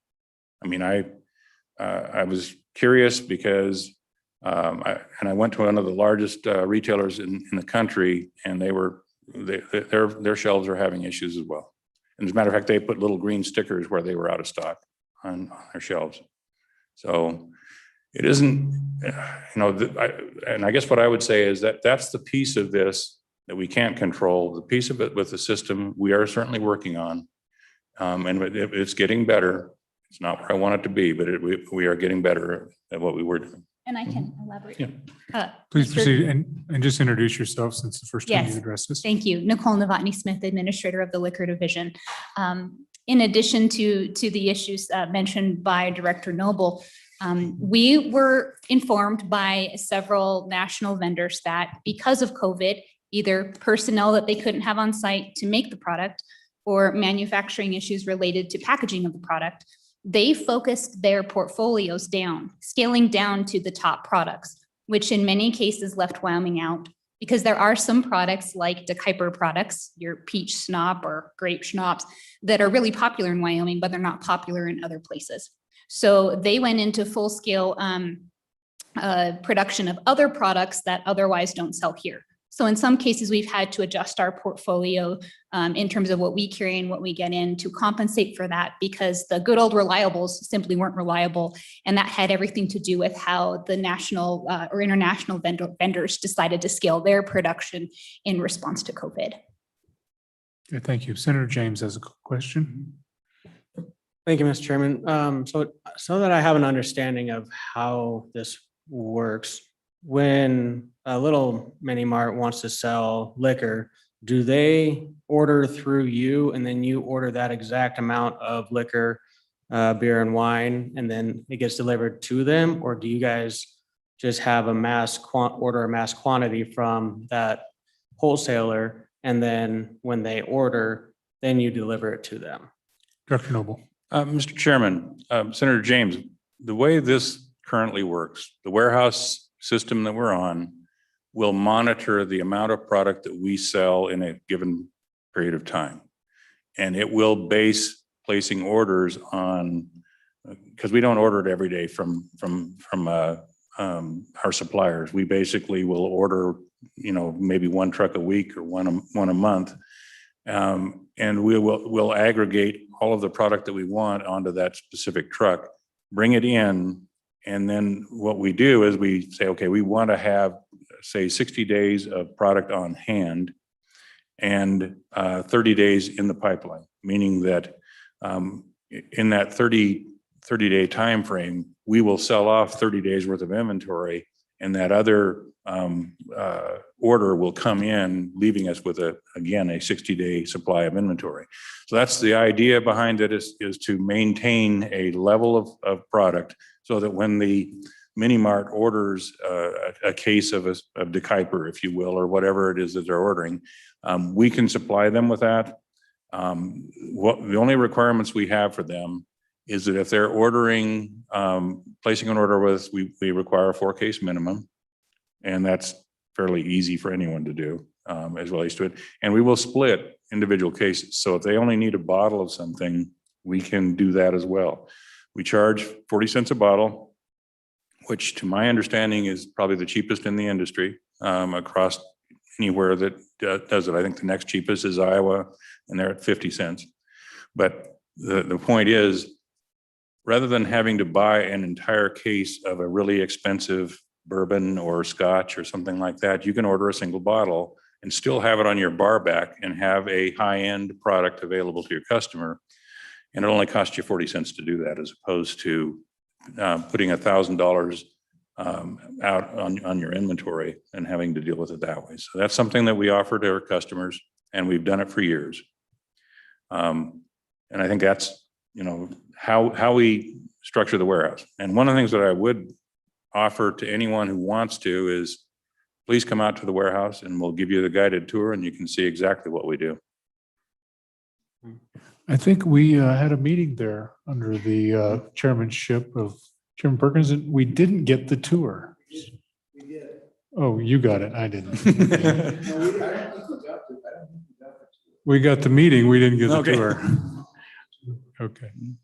We'll follow up, Senator James. Thank you, Mr.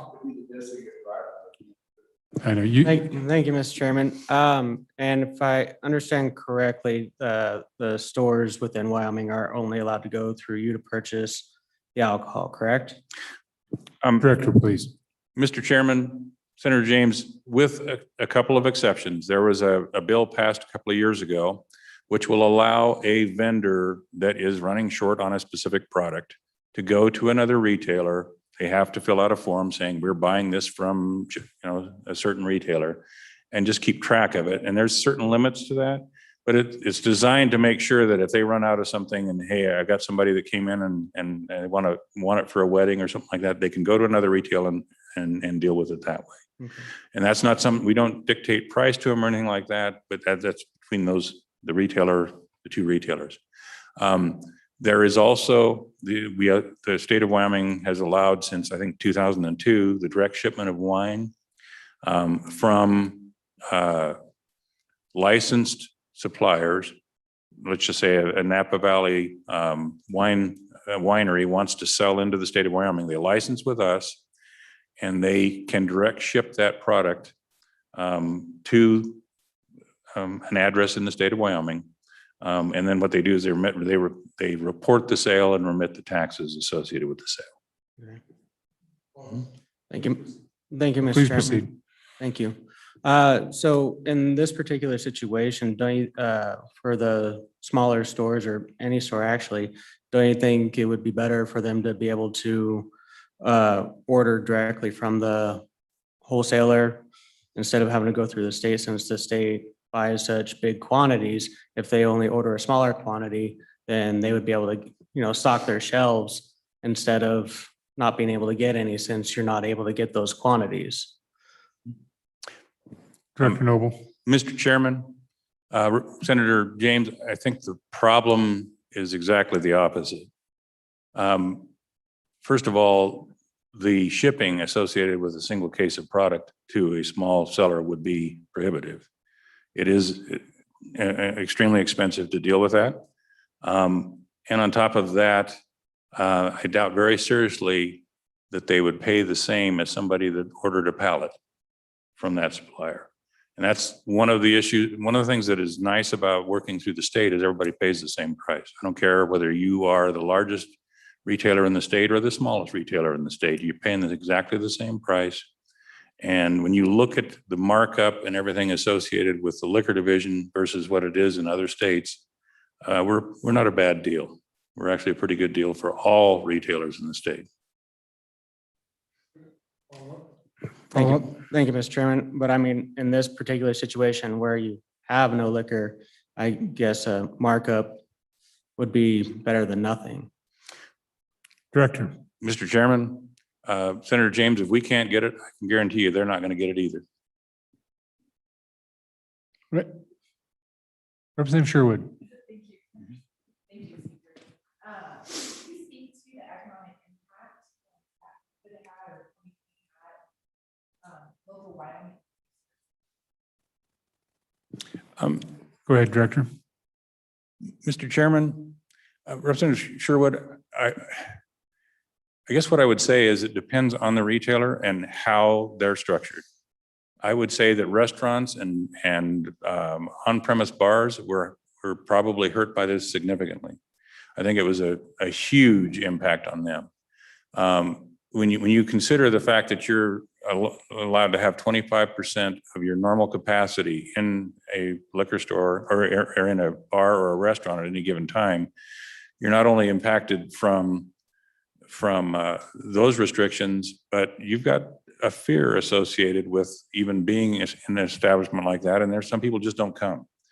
When you consider, and it's good that we're getting back to some semblance of normalcy, because I think it's really helping those industries. But I think that even in the liquor industry, it has shifted habits amazingly. You've got, in order to survive, you've got some bars that are doing, being allowed to do buy it at the store and take it home, prepackaged, that sort of thing. Liquors by the drink being taken home. I think that's been beneficial to them, but you're talking about a part of the industry that's been harmed substantially. On the packaged liquor side of it, I think it's been a boon, because you're looking at a huge amount of increase over a given year, even though it isn't necessarily the products that are really, really popular in Wyoming, because we are out of stock in some of those products. But people are buying product, and that has a beneficial effect to the local economy as well as to the state as it relates to the revenues generated by the state itself. Sherwood. Thank you. And I'm happy to take this offline. I guess I'm curious on if you have data that suggests consumers shifted like, oh, I can't get my favorite thing. I'm going to try something local that's Wyoming made. And if our producers, Local right, producers. like if they saw an increase or decrease in new customers. Thank you. Please proceed. Mr. Chairman, sorry, Representative Sherwood, I think I probably misspoke a little bit. The producers themselves, and I'm going to take this from the one that I'm absolutely sure of. Okay. The one that I'm aware of and everyone is aware of, we're selling more product than they can supply. Okay, they are doing very, very well. We talk about out of stocks. That doesn't happen just out of state. We're having out of stock issues in state as well. Now, I can't say that for all. I think there's 14 distilleries in the state. I can't say that for all of them. One of the suppliers for us that's right across the border in South Dakota actually had to shut down their shipping to us because they could not supply the product necessary to do it. And it was a winery, but it kind of surprised me. But I think they're starting to open back up again, but they've had supply issues as well. When you're talking about brown spirits, you only have a certain amount that you can effectively release, and I think that's been a big issue for us, even in state. Thank you. Further questions for the director? Senator Grew. Thank you, Mr. Chairman. Mr. Noble, good afternoon. Ms. Smith, good afternoon. Thank you. Thanks for being here. And thank you for that comprehensive walkthrough of the system, which I think was interesting, but I think begged some questions. Sure. My first question, I want to make sure I understand correctly. What I heard you say a bit ago is that right now on back orders, we're up to date. On back orders? Special orders. Special orders. I'm sorry, Mr. Chairman. I'm sorry. Mr. Chairman, Senator Grew, we're actually, the pallets that were being reported to you, the 100 pallets that were sitting on a shelf waiting to be received, are now down to when it comes in the door, it actually goes into a bin and is immediately being received. So that backlog of special orders is now down to better than we've been in years. Providing they're in stock. Mr. Chairman, that is correct. Thank you. Senator Grew. I can follow up. Thank you, Mr. Chairman. Also, and I want to make sure I understand this too. Any shortages that are occurring right now in product? Mr. Chairman? No, not yet. But I think he didn't quite get the whole question out, so. Okay, I'm sorry. I'm used to his syntax. He was in the house at one time. He was in the house at one time. I'm used to that. So go ahead, Senator. We're gonna blow the place. That's what we're talking about. You ought to be, can't just spell it differently. Go ahead, Senator. Okay, we'll try again. Thank you, Mr. Chairman. I enjoyed the time myself. Many happy hours. With regard to shortage of product. The shortages of product that are occurring today are due to COVID-19 and no other issues. Any other issues internally that could be causing those shortages? Director Noble. Is that okay? Mr. Chairman, Senator Grew, I would say by and large, and I actually have the report here of all of the out of stocks that we have in place right now. And there is a notation on every single line associated with those shortages as to why it's out of stock. I can walk through them and say there are, I'm going to give you an example.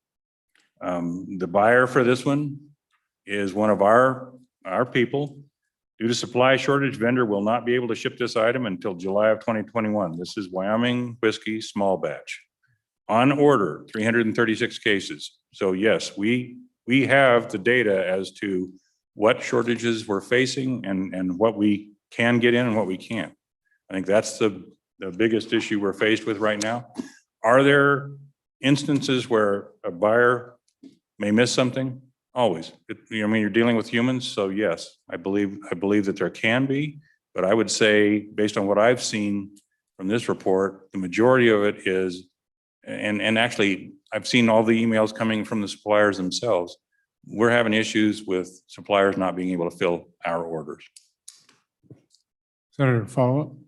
Yes. Thank you, Mr. Chairman. And what I want to make sure you understand what I'm specifically referencing is, so in other words, if I were to say to you, is there a problem in us getting invoices paid to the vendors who supply us? There isn't an issue there. That we are, to the best of your knowledge, I'm not trying to gotcha on this because I'm not, I'm just asking questions, that we are, as best as we know, up to date on all invoicing up to this point with our vendors. Mr. Chairman. Please proceed. Mr. Chairman, Senator Guru, my understanding is that we're up to date on it. We have had interaction with some of the major vendors, Sazerac, Diageo, and my understanding is that we are within 30 days, which is where we want to be on all the vendors that are out there. Now, are there issues with us getting invoices paid? There were initially. I don't think there are anymore. Follow up? Please. Thank you. Thank you, Mr. Chairman. Thank you for that. Next, when it comes to the Encompass system itself, let's talk about that for a couple of questions about that. And anyone else has questions, I'll stop and let them go for a minute. But when it comes to Encompass, this system was more of a wholesaler program. And what I'm trying to get is when we started with this program, and as you said yourself, it was not the greatest rollout in the world. What I'm getting at, and from the time I've spent involved in this, which so the committee knows, I've been on this working group on this since last October, meeting weekly on this subject. But there seems to be a feeling amongst a lot of the retailers that this system just does not and has not worked to the point where, we're looking at a whole lot of other different options. And I'm just trying to get, it's like, when you got this system, were you looked at any other control states and the systems they used? And why was this system picked over any other? Go ahead, Director. Okay. Mr. Chairman, Senator Guru, I believe that if you look at the bid waiver and why we addressed the bid waiver, why we went after this system over others, there were a number of issues. Number one, it is a beverage alcohol system, which is something that is not everybody does it.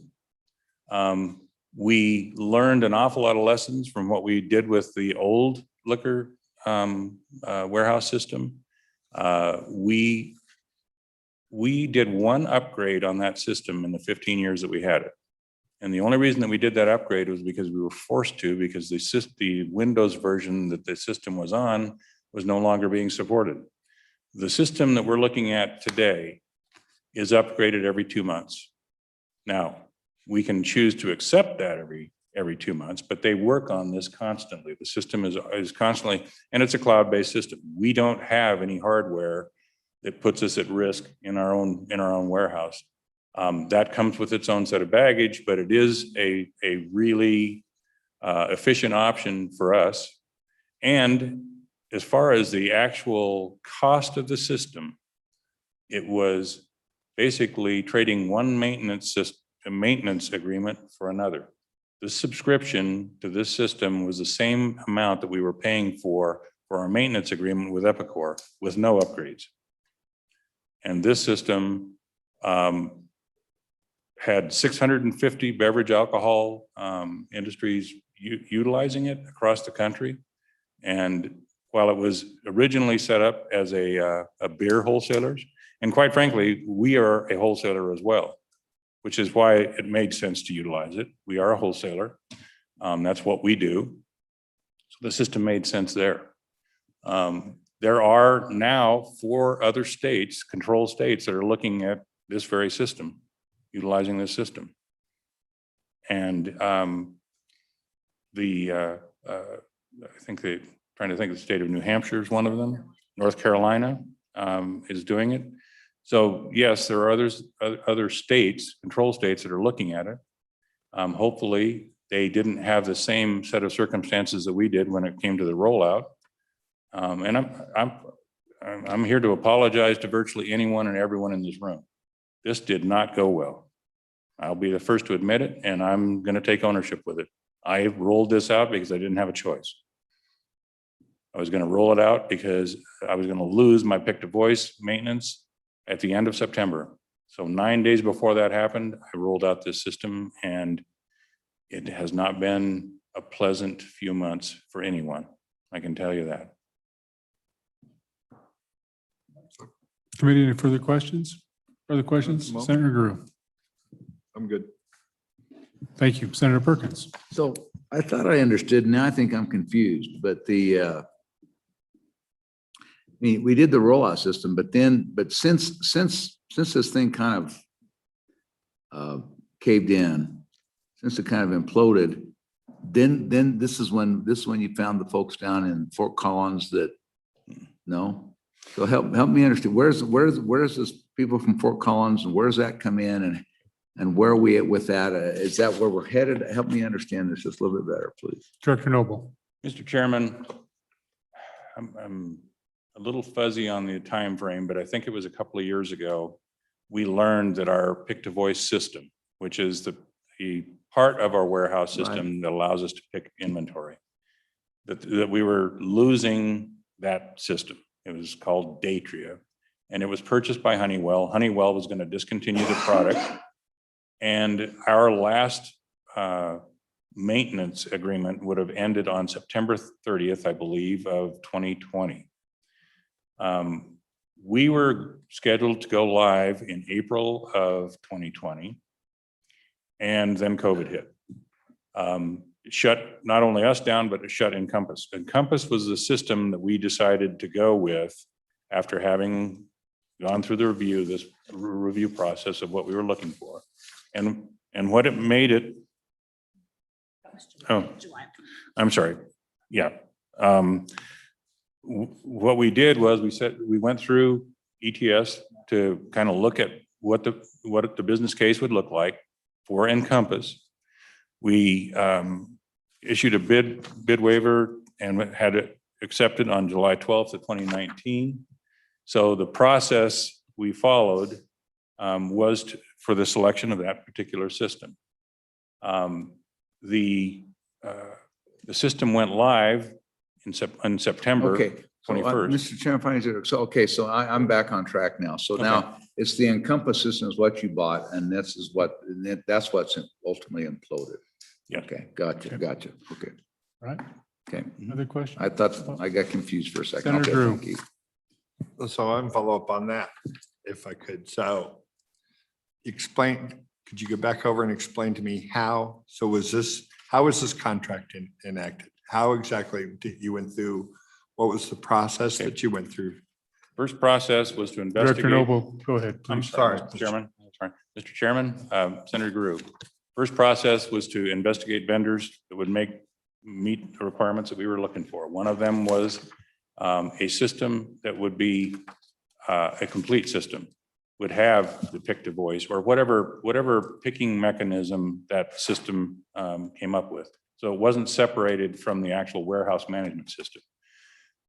We looked at systems that were in our industry. One of the things that was a really weird quirk about the old system that we were on is it was never designed to measure ounces and milliliters and things like that. It was designed for bins of product and things like that. So we had to adapt it to that. This one was designed specifically for beverage alcohol. Now, once we selected it, we went through what they refer to at ETS as a business case. We submitted the business case to ETS, Enterprise Technology. That was approved. We submitted the bid waiver to Procurement. Bid waiver was accepted by procurement.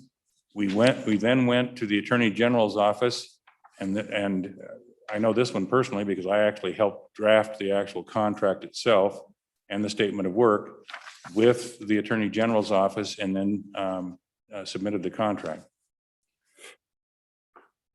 And that's the process we follow. Philip, I think most of that is detailed in what was provided to us, but as far as the documentation. But go ahead, Senator Grew. Just to make sure I understand. So we didn't bid this contract out. We did a bid waiver on this contract. Just want to make sure I'm clear on that. Thank you, Mr. Chairman. Thank you. Further questions for the director or Ms. Smith? Ms. Novotny Smith, further questions? Further questions? Well, thank you very much. We do appreciate it. There'll probably be more discussions about this ongoing, as you well know. I guess my final question would be, you're not where you think where you want it to be as the director of the agency and as administrator of the division. What do you think is a reasonable expectation or timeline that we will be, not on the supply chain out of order stuff, but on the internal things that you can control, within your shop? When do you think we look for that resolution? Mr. Chairman, I think I have one major issue to deal with to get resolved, and that is developing a stable platform for people to order electronically on. Now, that doesn't mean it doesn't work. Okay, we actually fulfilled 35,000 orders using that system, okay, between September 21st and today. 35,000 out of the 57,000 orders that have been processed through Encompass were done electronically through that system. Is it good? It isn't where I want it to be, because quite frankly, we've had, I'll just give you an example. Recently, we had someone come in and say, look, I submitted my order, I know I did, but I don't see it on the system. Well, we could see it on our end in Encompass, but they couldn't see it in what they refer to as DSD link, and that's not acceptable. We are working with the vendor now to say, why is this happening? Because this has been happening since day one, and we want it fixed. I would say between now and the end of summer, I better have this thing working, because quite frankly, we are in the process of going out for bid, if you will, on that component. And that is the old version was called e-liquor. We'll go back to a system that's like that. It will come with its own set of headaches, because we're no longer on a system that is a server sitting at the warehouse. We're on I think it's referred to as it's not Azure, it's Amazon Web Services. It's a cloud-based system. We don't own any of the servers. They exist just like the Microsoft data warehouse that we have here in Wyoming. That server exists somewhere in the ether, if you will.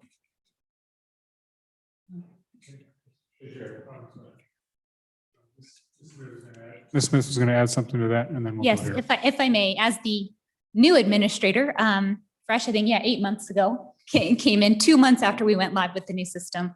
Mr. Chairman and members of this committee, it is my commitment to optimize the current system to the best of our ability in preparation for holiday, which essentially starts in August. We will have listing meetings whereby vendors can present us with new products. We just issued our holiday call, so holiday items coming in. We have to plan for that in May, June. But it is my goal to make things as easy as possible for retailers in preparation for Q4, which is the busiest season. And we start those preparations in August. So that is my personal goal and my professional goal here before you and my director, Dan Noble, to make sure that you understand that the system, we're tough at liquor. We can make it work. However, we are also committed to wholeheartedly investigating other options, both for our liquor retailers who can order by phone, fax, and online. We kept those phone lines open, and so thus was need for additional staff to keep liquor flowing. So we're committed to keeping those options open for ordering and to keep staff on site. I made made sure that staff came into the office, and we do not have telework, as telework is not conducive to quality customer service, in my opinion, at this time with how we're scaled for telework. However, my team is a good one, and they're prepared and on site to take orders and do whatever we have to make this work through the holiday season, which is the most important for liquor retailers. If any of you have been in that business, I think you know that that's usually where you make your year. So we're committed to that, as well as investigating alternatives for online ordering and a new comprehensive system, which will be investigated under full RFP.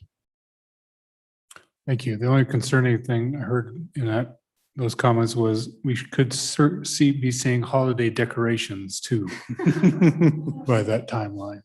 So Senator Bouchard, you had an inquiry? Yeah, thank you, Mr. Chairman. So I definitely wouldn't pile on all that other stuff. I just want to know what the numbers have been like this, haven't they? So I mean, that's, to me, that's the bottom line. I mean, I understand there's things that are way out beyond your control when you're dealing with a software vendor and they can't solve a problem.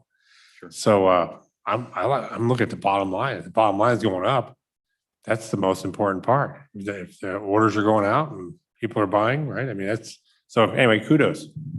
Thank you. Thank you. Any further questions, further discussion? Further question, discussion? Thank you very much. Welcome. Mr. Chairman. Happy preparation for the holiday season. Thank you. Mr. Chairman, can I say one final thing? Please do, proceed. And it's something I kind of forgot. And it really is associated with an effort that will ultimately end up on your doorstep as the legislature. We were asked what we really needed in order to make this work. And one of them was people. We needed people. We got those through the B11 process, and I don't want to give up on that. Okay, and the reason I'll say that is because we wouldn't have been able to do this had we structured our business the way we had in the past. I went to, and I should say our warehouse went to three separate shifts. We start receiving product in at 3 a.m. in the morning in order to get it off the docks and out of the way, put away so that we can start picking orders. We also bring in one picking crew to start doing bottles initially. We sell individual bottles to retailers, and we start picking bottles early because that's where we take the most time in labor. That was done in order to get product out that we were missing. We weren't getting orders done. Okay, and it had nothing to do with the system. It had to do with people. We were letting people order up until noon the day that we were going to ship it out. We moved the deadline back on when orders can be done to 6 p.m. the night before, which gave our warehouse manager the ability to schedule his staff as to what kind of people and how many temps we were going to need in order to fulfill those orders for that day. That was a major change in the way that we've done it. And I think we've maybe missed 2 deadlines since then, and that was the day after a holiday. And that's going to cause you problems. I don't care what you do. But up to that point, we were struggling getting orders out in a timely fashion. And I have to say that we are now getting them out when people order them. And I'd say that's another success that we can point to. Yeah, 3 a.m. till 9 p.m., 3 separate shifts. Thank you, Director. So to be clear, I think what I heard in that is there will be an exception request in an upcoming budget. Is that what I understood? I just want to repeat that since the chairman of appropriation was back in the room. Mr. Chairman, we will probably be asking to make those AWAC employees permanent because quite frankly, we need them. We're up in 8 years, we're up 36% in sales. And most of that happened in the last year. We've gone from 13,000 special orders processed a year to over 60,000. And that is a very labor intensive component of what we do. So it's a huge deal. All right. Thank you very much. Thank you very much for your testimony and joining us today. Enjoy the rest of your day. All right. Let's keep marching. We're at the follow-up, I guess, Ms. Bodewin's. Is that what we want to finish out that topic on the state leasing, state contracts? Is there any follow-up we need to do on that? Or Ms. Smith or whoever? Mr. Chairman, that was just put on the agenda as a reminder because at the last meeting, the issue came up of potentially looking at the state contracting, how that's done, not as it with respect to Okay. just leasing and procurement, but state contracting as a whole. Okay. So I just put that if the committee's interested. Okay, perfect. All right, committee, we're at that order of business of taking any committee direction. If you'd like any bill drafts or any research done, or asking for any particular things to be advanced. So we'll start, Representative Gray, you're online, so I'll start there, and then we'll come inside the room. I'm just going to make a running list of suggestions, and then we'll take I was one. going to make a motion. Oh, sorry. I'm going to make a motion, Mr. Speaker. You want to wait on those, or I'll a suggestion first? Yeah, let's just do all the suggestions and then maybe have discussion on them and get a little bit out of the way, and then get everybody's on the board, and then we'll go from there. So you give me your, Well, your I've got concrete suggestion. one that's a definite motion, which is, I guess I'm framing this as a suggestion, and it'll be a motion whenever we're ready to do that. I do want us to get a bill draft going off that research memo from the morning to allow citizen lawsuits to require compliance with Department of Audit reporting requirements that are allocated, that are already in state statute, and then that would also award any costs when the citizens, or when they're on the, when they prevail and get that compliance, then it would put the costs on the public entity. Okay, thank you. Your second suggestion? And the other thing, I'm not sure this is ready for a motion yet. I think we need to bring in YDOT to get the CGI, this understanding of why they aren't part of this accounting system. And Auditor Racina said that it's because of state statute. And I guess Representative Brown knows about this issue. He's on transportation. If it's a statute that is some carve out, I mean, why aren't they part of this? And maybe he can answer that now. Maybe he can give some understanding on this, but at least we need to bring them in, talk about it. Okay, so thank you, Representative Gray. Representative Brown is not with us right now, so, but we can get a little follow-up on that. So I'll come inside the room now. I'll just start with Senator James, see if there's anything that's hit your radar screen that we can get on a list and start, so we can all be on the same page. Thank you, Mr. Chairman. I'd like to have the county commissioners, their standard operating procedure on how they assess lands and how they value lands looked at, because I've noticed that there's a lot of discrepancies from one piece to another. And so I'd like to have that looked at, and I'm not quite sure which audit procedure we would go about doing that, but I definitely feel that we should look at that. So I think, I don't know about the county commissioners, they don't do the assessment, the County assessors, do the assessment. sorry. And they're driven by statute and by constitution. I mean, that's what lays out those things. So we can get more, what you're asking for is maybe a research paper, a white paper, just to understand the process. And then we go from there, see if we want to do something. I want to, Mr. Chairman, I want to see why there's so much so much variance in properties, because there's some places where you have one piece of property that's bigger than the other, but that bigger property has a smaller value than the bigger one. Or you have properties that are right next to each other with varying sizes that are all the same value. And so I want to have that looked at, because that is a massive amount of revenue that the state is losing out on. And that's also not equal for the people and what they're paying. And so everyone's land should be valued equally. And so that's what I need to have. Okay, so this is a fresh, new, different topic. Correct. Period. Correct. Senator Bouchard, anything else, Senator James? I would also like to have us, kind of follow our statute and being able to do actual financial audits as well, because under statute, we should be able to do financial audits. I know currently we don't have the staff to do it, but we do have the ability to use third parties.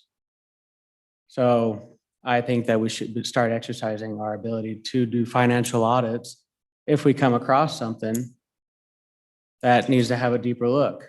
I mean, we are the management audit committee, so we should be able to do financial audits.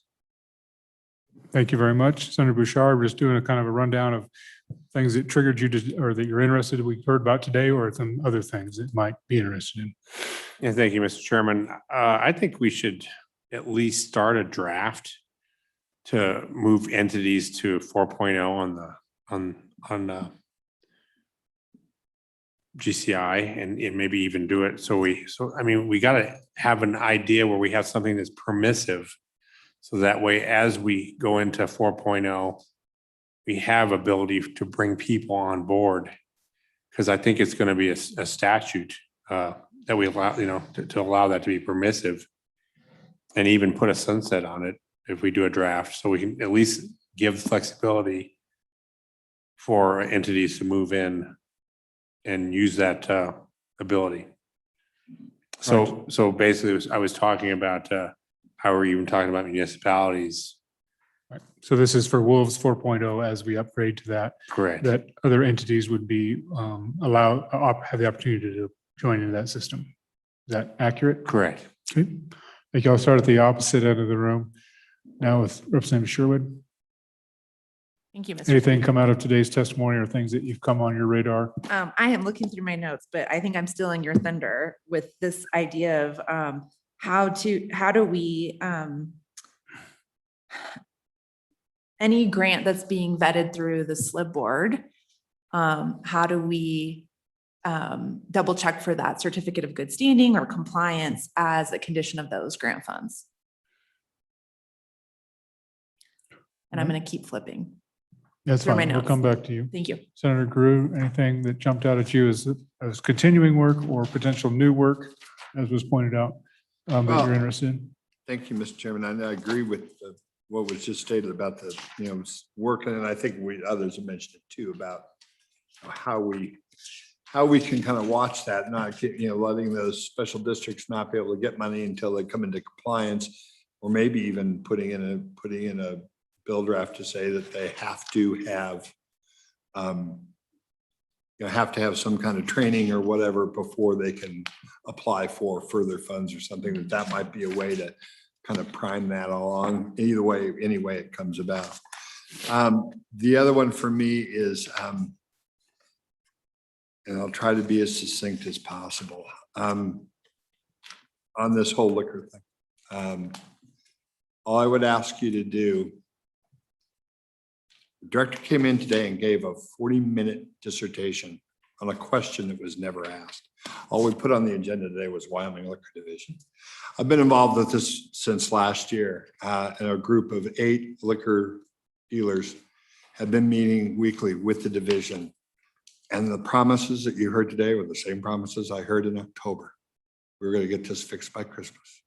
And now I just heard today we're going to get fixed by Christmas again. I would ask you to consider to have the staff go through a deep dive on this from the day Encompass was sole sourced until today. If you talk to the liquor dealers, the over 1,000 liquor dealers that are in this state, they're going to tell you a vastly different story about what's happening. Invoices that are being sent with no product that's being sent with no invoices, orders that are special orders that have just evaporated, and thousands and thousands and thousands and thousands of dollars in lost revenue by our liquor dealers because they haven't gotten product outside the scope of anything that happened with COVID. I would ask you to consider that. Thank you, Mr. Chairman. Okay, thank you very much. Senator Perkins, follow up on some of the things that you've worked on for a couple of years, or anything new? I think there's a couple things. I mean, I think that we ought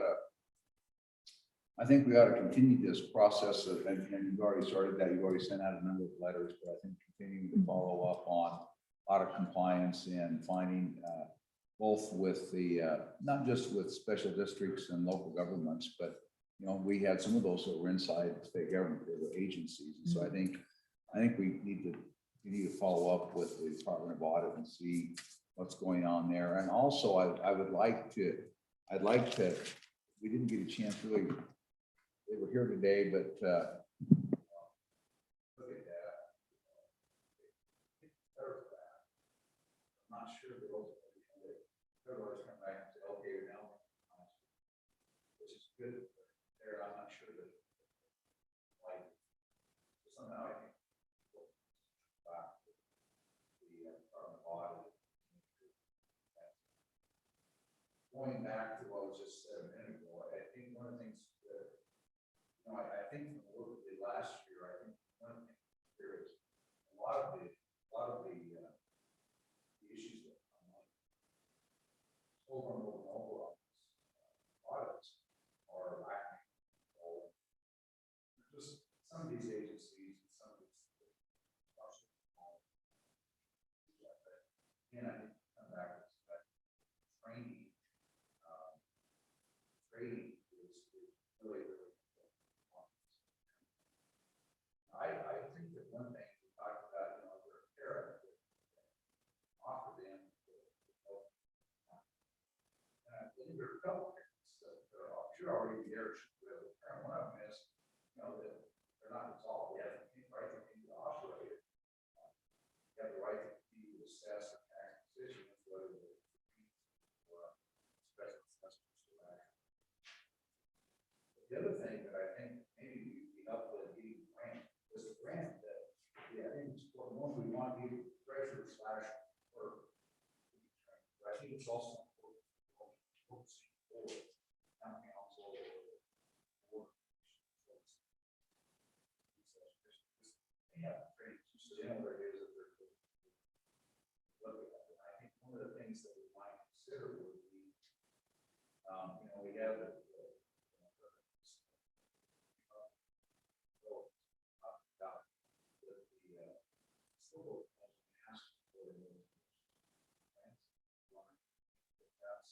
I don't know that, I think maybe that's one thing to kind of look at on piece of legislation is grant applications, departments for grant, is that if these kind of special district treasurers and then providing boards a year from the deployment. Most of the grants are available. Harvard does it.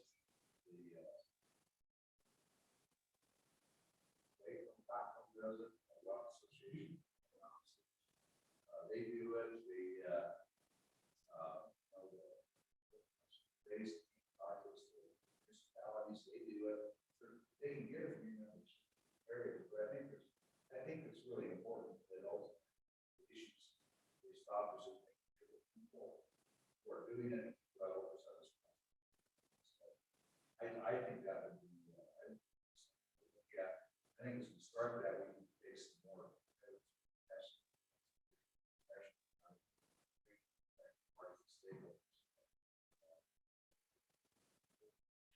so look at, I mean, we have, we talked about the water bill, water health, commission, business council, I'm very agricultural, health, to the water,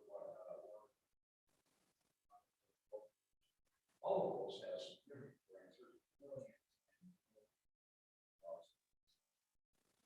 And local governments, and again, you know, I think have a better assurance that the money flush over.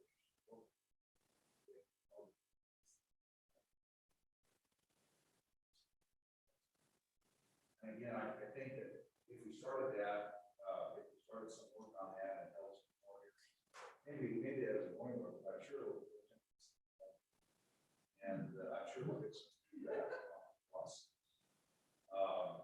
That's one. I think the other one would be, I think that we ought to maybe just see that as a I can't think the reason why recreation districts here.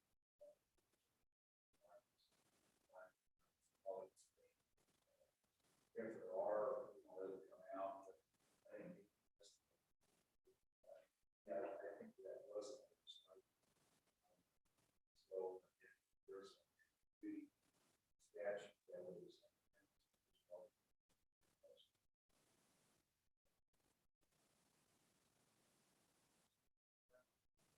Thank you very much, Senator Perkins. Vice Chairman Boner, you have, I see an entire list of things in front of you. Well, I'm just writing down few. Oh, okay, okay. Mr. Chairman. Do you have but, anything additional or want to second any of those? Yeah, well, sure. Well, I won't go through the whole list of things I want to second, but I think we also need to continue looking at consolidating these boards.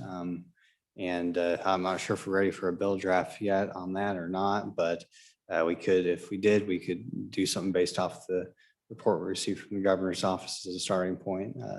And just, I think we need more discussion. I think there's even more of these boards or commissions or councils that maybe doesn't have a whole lot of focus because they're basically defunct. And I don't think, you look at, say, the Wyoming Lean Beef Council, it's in statutes. I'm not sure if it still exists in real life. Stuff like that we can just do some cleanup on potentially as well. So yeah, that'd be the only other thing that hasn't been mentioned yet that I think we need to consider as well. The Wyoming Lean Beef Council? Yes. Those are cattle from Campbell County in a drought year. It's time to revive that commission. You want to get you folks pointed to that. I thought you didn't have a source for it, whether the commission's any good or not. All right, so it looks to me like members, Abigail, you had been making a running list too. So Ms. Bodwins, you've been making a running list too. So it looks like to me, there's a question, and I think this Representative Gray said he's ready to make a motion. It looks like to me there's probably, and we can start this as a single bill draft and break it out into multiple drafts multiple bills if we chose to. But it seems like there's a bill draft to address the Department of Audit or the audit type things. I think it could include the citizen lawsuit cost issue. I think it could include the training issue. And the training issue could be actually something that would be reported to the Department of Audit in their annual reports, i.e. when have your board members received training, et cetera. And that could be part of that. That's an automatic system. So then those two items. I think the third thing we want to think about is the Department of Audit having some kind of oversight over the types of training that's provided, whether it's through a organization, association, or government, et cetera, saying, these type of programs are authorized. If you complete these seem to fulfill the requirement of training. So I think those two hopefully would go hand in hand, at least as a first stab at a bill consideration. And then the special district, let's see, all special districts that might have to be a separate bill draft, just by the way the statute structured. But I think, Ms. Bodwins, if you wouldn't mind having maybe the first three audit division related things, training, et cetera. And let's try to have a nexus to the audit division or to the audit Department of Audit so that we can get it in one bill. I think that might be a reasonable nexus to that. And then the special districts issue. And then the consolidation of the boards, it seems like a third potential bill draft. And I'm not talking about additional topics or studies yet, just bill drafts, is the consolidation of boards. And I don't know if you want to go with the low hanging fruit and get the ones that they suggest we just eliminate, or if you want to go with some that are more substantive and go with some big ones that people would have to have a lot of discussion about. So committee, any thoughts on the board consolidation issue? Chairman Perkins. I think if you start with the ones that they've listed, we've done this a couple before. I think we got rid of one last year, didn't we?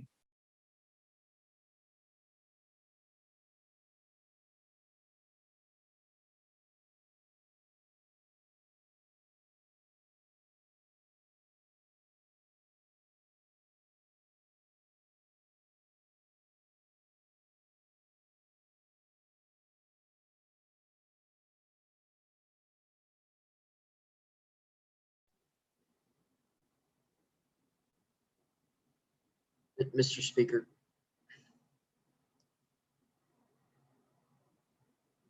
Sorry, we didn't have the microphone. I apologize. Representative Grace. I didn't see anything with what you're in. Yeah, we'll just call it a blank spot. So the suggestion by by Senator Perkins was, if you just draft all of these termination ones, people will show up if they're interested in trying to salvage them.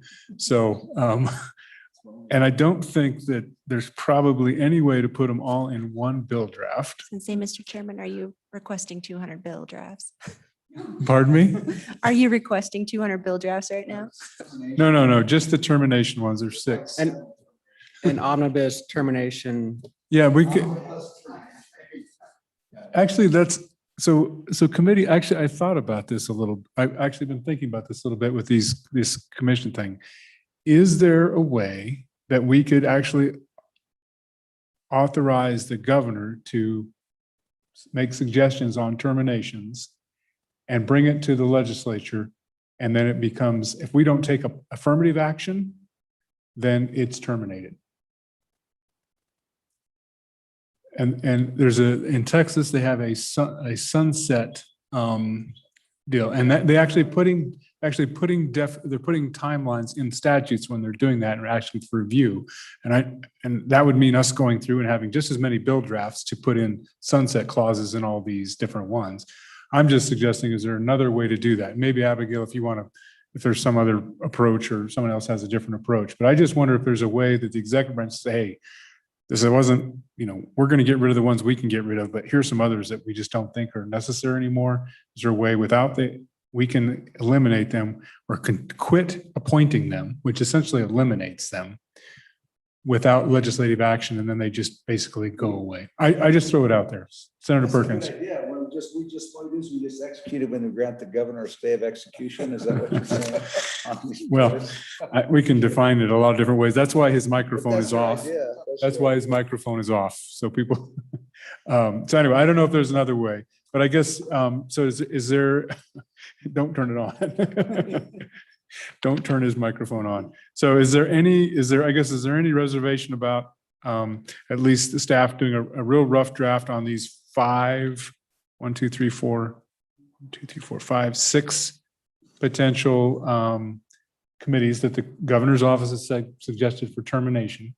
I don't have any sense of what the value or the cost of them are, but does anybody have any reservation about doing those? And we bring them. I mean, our next meeting is going to be bill draft review and take public comment if we did these type. Senators, any reservation about adding those to the list of, I think we're at 9 bills now, unless they can be consolidated. Senator James. Yeah, if we can consolidate them, that'd be great, because now that we were talking about that, I'd been actually talking with the auditor about getting rid of accounts that are no longer in use as well. We've come up with about 10 of them, and we were going to go about the same way, see if we could come up with an omnibus account termination bill or something along those lines. So I mean, if we can do something along that line as well, so. Mr. Chairman? Yes, please, Senator. And that's another one of those things that needs to happen every so often. I think 10 years ago when John Schiffer was they did that very thing and they swept that out. I think what'd they find? 10 million, $20 million? Was in accounts. So, I mean, they were just accounts that appropriated were out there. They hadn't been used. They were just sitting there. It was just, they'd been, it was just leftover accounts that had been created for projects or different things. And they were just gone. And that stuff happens all the time. And, it's kind of like these boards and commissions. If you don't go back and cull the herd once in a while, pretty soon you've got a lot more than you wish you had. Yeah, you end up with 200 extra accounts. Good idea. All right, so there's an appetite to at least have these initially drafted. I mean, these are basically repealers. These are not, lengthy bills. These are repealers for various particular statutes. Senator James. Mr. Chairman, I can would it be okay if we add those accounts that the auditor and I were talking about to this, about repealing those accounts as well? I guess I think it would be best not to have them in a bill draft form. I think I'd like a follow-up between the auditor's office and our staff so we understand what we're talking about. Whether I'm not sure if we're talking about the chart of accounts or if we're talking about funds that are out there sitting there waiting for something. And maybe is it trust accounts and funds? Is that what we're talking about? Or is it something in the chart of accounts? I just want to be clear, just so for my own edification. Mr. Chairman, it's in our chart of accounts. You can find it in the, in our budget book that we get every year. Okay. So it's in there. It's in our 600+ account book that we get. Okay. So I think he's talking, I remember the same thing, those accounts are listed in, there's like 10 pages of accounts. yeah. Everything from Right. The minnows, say the minnow.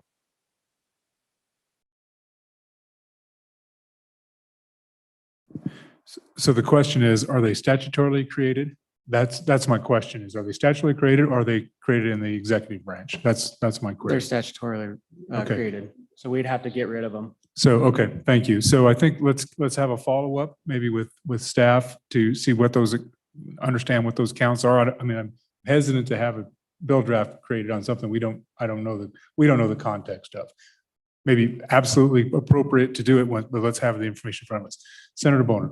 Ready, aim, fire, or ready, fire. Yeah, Mr. Chair, just not to add too much, just, I mean, I think it's important that if we're going to discuss it, in the interim, we have it on the agenda and so people know, at least have 2 meetings about it. And, yeah, that's just good practice.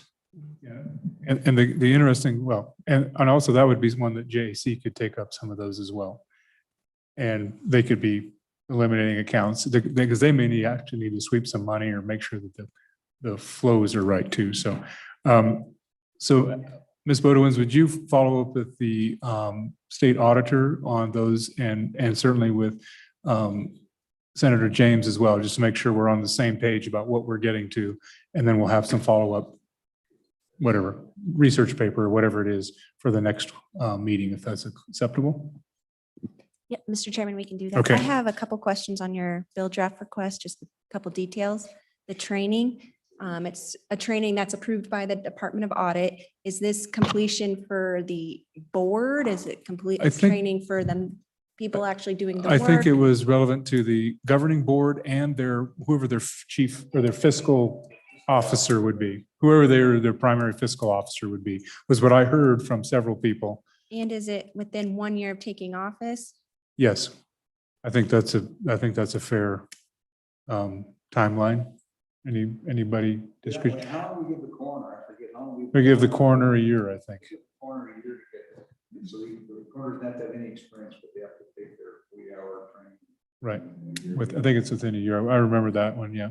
Representative Sherwood, and then we'll go to Representative Gray. Thank you, Mr. Speaker. I guess, do we want to also outline how often that training would need to be renewed or retaken?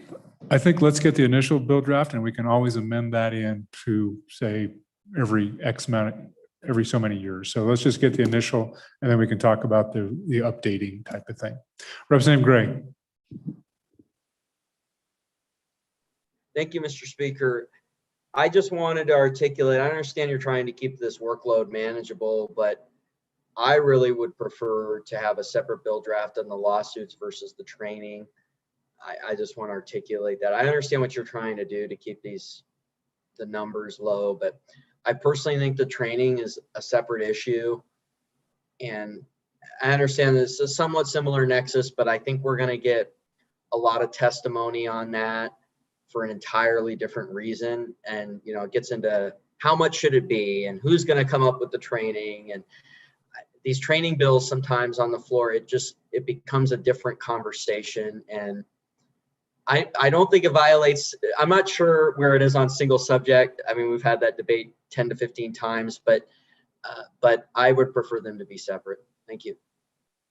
Yeah, and I guess I'm just trying to consolidate the workload for staff, not suggesting that the ultimate bills may not be separate bills if we decide to advance them. So I guess Abigail, if you think it needs to be in a separate one just for ease of drafting, et cetera, would you be acceptable just giving our staff that latitude to separate it if it makes more sense within the drafting and single subject issue? Representative Gray, would that be acceptable, at least for this? We're just drafting these right now. We're not agreeing to sponsor them to go to a session. So, Mr. okay, thank you. Mr. Chairman, I forget what basically you're making. It's a bill that makes these people private attorneys general. They can bring these lawsuits to enforce the actions. That's what Representative Gray's talking about. One of the things, I mean, I hope that, Mr. Chairman, we're going to get a little bit of research on that. I think that, you know, there's like everything, that's a two-edged sword, and it may be a great idea, but I think we want to make sure that we go in that with our eyes wide open. I think that's how, those are the same things on the other side that you get into these sue and settle things, so that you end up with agencies entering into private settlements with private citizens that end up with having significant regulatory or even legislative effects without anybody ever really looking at those. So I think we just want to look at that, and there's, you know, it's something I've toyed with for years, and I'm glad that Representative Gray brought it up. But I think we just want to make sure what the other side of that coin, what the other edge of that sword, how sharp it is and how that cuts. So I hope we can get some research or white paper or something on that, on those private enforcement suits, and you know what you know, maybe some experience that states have had in some of those things. Thank you. So based on that, I think maybe, Abigail, let's just actually make it that issue a separate potential bill draft. And I also think Montana was the one state of the suggested, of the states that you looked at previously that has that citizen lawsuit. I think it was Montana. Maybe I'm wrong, but I think it was one state that was mentioned. So let's actually have maybe a little more research on, you know, what that is and what the context is, how often it's used, et cetera, so that we are better informed for Representative Gray's interest in that. All right, further discussion. So members, we had a couple other things. The liquor division, I don't think we've done anything there. Is there any interest in pursuing that further with any kind of research or white paper or anything in that realm? Right now, I mean, we're obviously concentrating on bill drafts right now, but is there some other type of task that our staff could accomplish for us that we would like to be seen? I would. Senator Guru. Mr. Chairman, thank you. Yes, I would, with regard to the Wyoming Liquor Division. And I would like to ask that we ask the staff to prepare a white paper on the Encompass system and what's happened in what's gone on at the Liquor Commission and the Liquor Division in the last year, since that program went live. Actually, since that program was developed, actually. So that would be 2 years. All right, we're getting a lot of different things going here. So so that's on the table. I think we've had some agreement on everything that's come for consensus anyway. I've got the YDOT CGI bringing in. I think we can do that through treasurer's, or excuse me, through the auditor's office. Probably have some follow-up on that, on the CGI and YDOT. If there's a disconnect there in some way, maybe just reach out to YDOT or whatever. Just answer that question, why they're not in the WOLS Mr. system. Chairman, I've done that research previously, and actually YDOT statutorily is required to use the state system, but they have another system, PeopleSoft, that interfaces, because their PeopleSoft system can automatically bill 90% federal funds. And so then it interfaces again with the YO Open, and it updates twice a week is what they told me. That was just via phone chat. So that's the research you've already done? So maybe just summarize that and send it out to the committee if you would. Thank you. Representative Gray, you had a follow-up? Yeah, thank you, Mr. Speaker. I think it's appropriate. Thank you. On this point on the liquor deal, on this research piece, I'd appreciate if everyone on the committee, because I don't have the history Senator Guru has on this committee he was on. I do think it appears to be an issue. I'm hearing a lot of different things about it. I'd like if we could get like a narrative on the dates on this bid waiver. I'm trying to understand, and it's I think part of the narrative Senator Guru was saying on the system. I mean, what's the narrative on this? How many bids did they get as part of the waiver? Was it one? I mean, I guess the bid waiver's on the back end, but I'd just like some narrative on the bid waiver as part of the discussion of what's happened here at the Liquor Division. So thank you. So maybe committee, maybe we can ask staff to do this, and this is just do a summary sheet of the timelines and the statutory references of what the bid waivers are, et cetera, so we understand one of the timeline, et cetera, where we are. Is that that's a one pager type thing, not a didactic thing, a timeline type thing potentially? Is that, what do you think, Ms. Mr. Chairman, Bodewins? I Is it? think it depends what you're wanting. It sounds like Senator Grew perhaps wants a deep dive. Perhaps Representative Gray is looking for just the background information. It depends. We can do whatever. It depends what you want and then what you authorize us. If you want the deep dive, you need to authorize us to go do an audit. Because then we have the confidentiality, we have the access to all the documents that might not necessarily be available to the public. Yeah, and I guess, well, my concern with doing an audit is they're in the middle of trying to fix something right now. And an audit sometimes stalls things. That's at least my Mr. understanding. Chairman, that would go to my timely factor. Yeah, We discussed timeliness of- earlier today is if they're in the middle of changes, I'm not sure what. Right. Yeah, it's difficult. Senator Grew, you want to follow up on I the do, liquor? and I couldn't agree more on that. And I think a one pager right now to bring the committee up to speed, I think, and on this issue, and also allow them to do that very thing is exactly. And I think eventually once that unfolds itself, I think the committee will want to take a deeper dive into this. But I'm more than willing to let that stand right now. It's just a one pager and let her be good for the staff, for everybody. Okay, thank you very much. And the authorities associated with the actions that are taken. All right. Senator James, you had the assessment of lands and the financial audits. Ms. Bodewins, do we have the, I think 2 years ago, under the guidance of then Chairman Perkins, we did actually look at what it would take to implement a financial audit, a true financial audit component in this, well, within the Wyoming legislature, potentially in this committee. Do we have that paper? Is that paper still available? Or maybe Ms. Smith did it. So, Ms. Bodewins?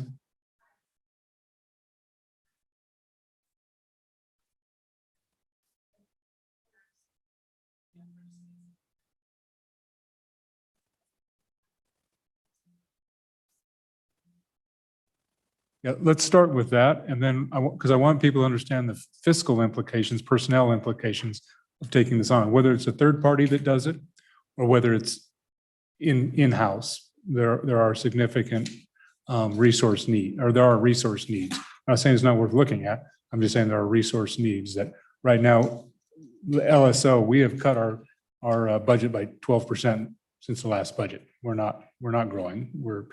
Mr. So Chair.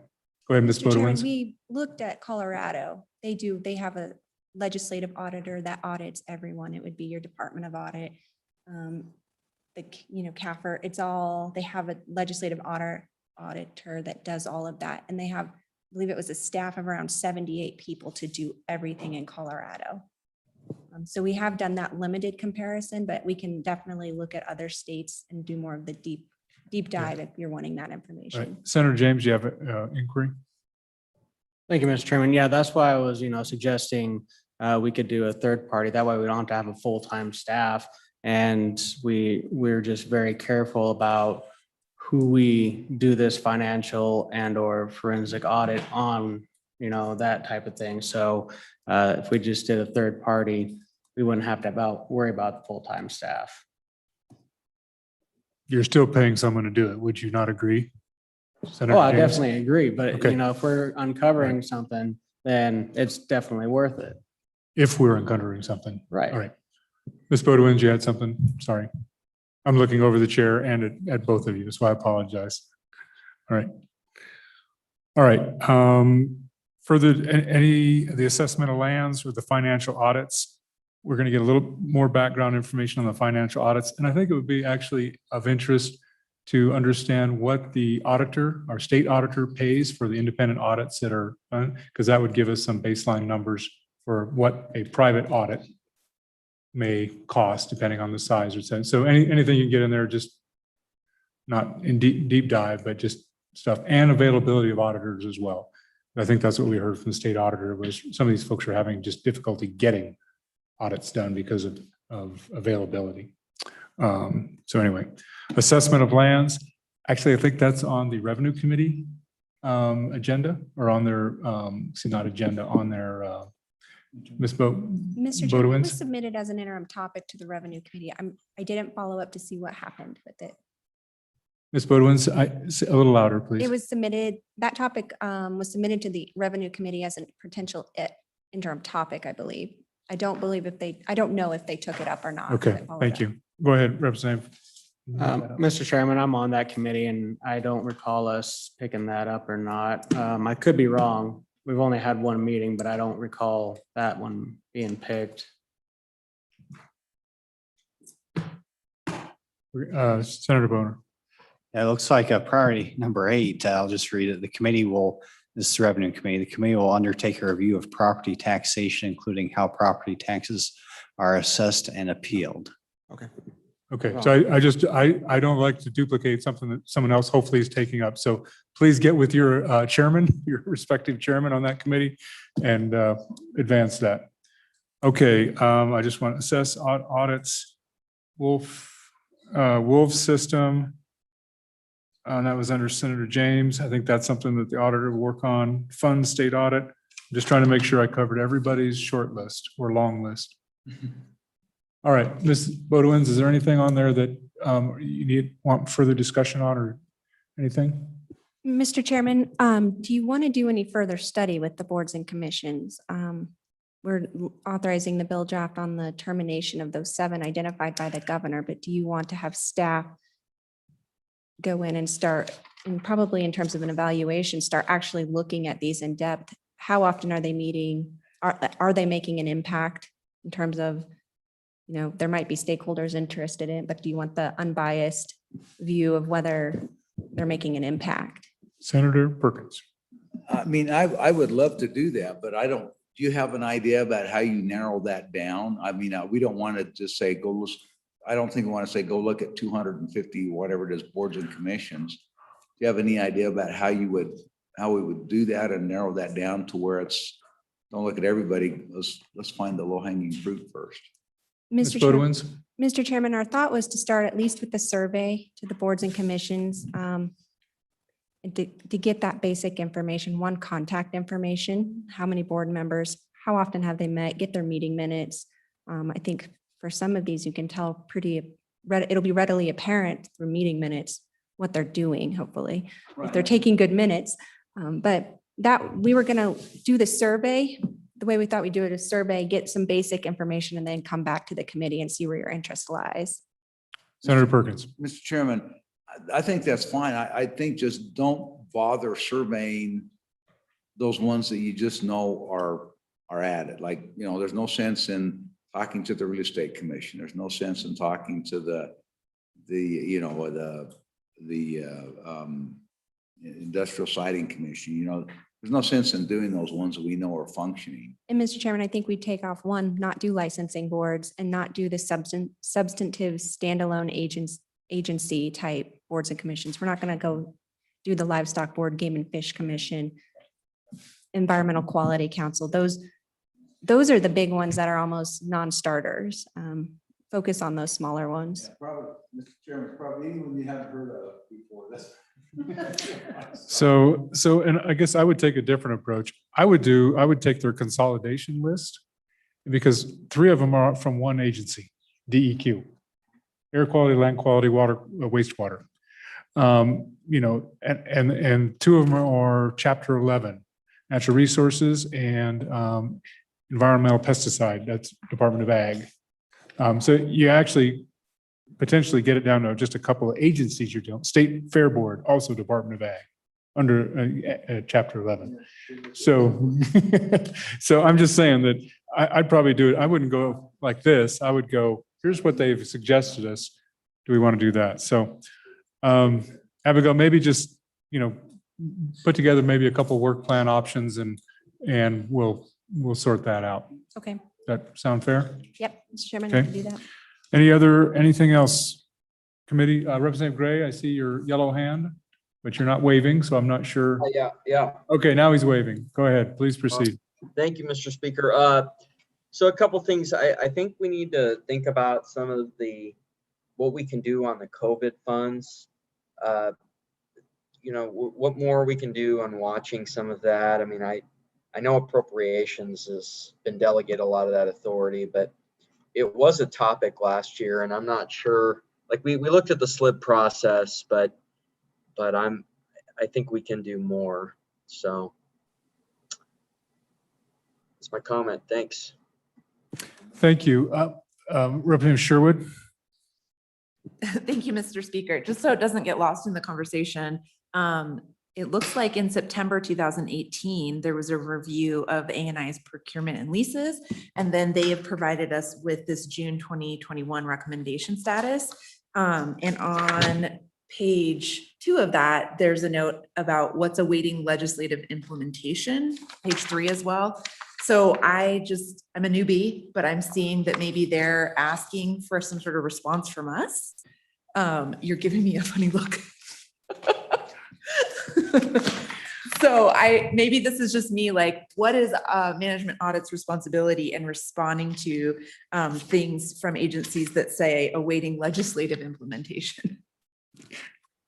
In general, or very specifically to those instances? Well, I think this committee, if there are findings, and there have been findings in previous audits, has the opportunity to take legislative action, draft a bill, bring it forth. And you'll look back at several most recent ones, and there's been no legislative action. So it's up to us. Now, if there's something there that as you continue to review them and you want to think there's a legislative fix that you want, I think you bring it forth to the meeting and say, hey, committee, this is what I'd like us to consider for a bill draft.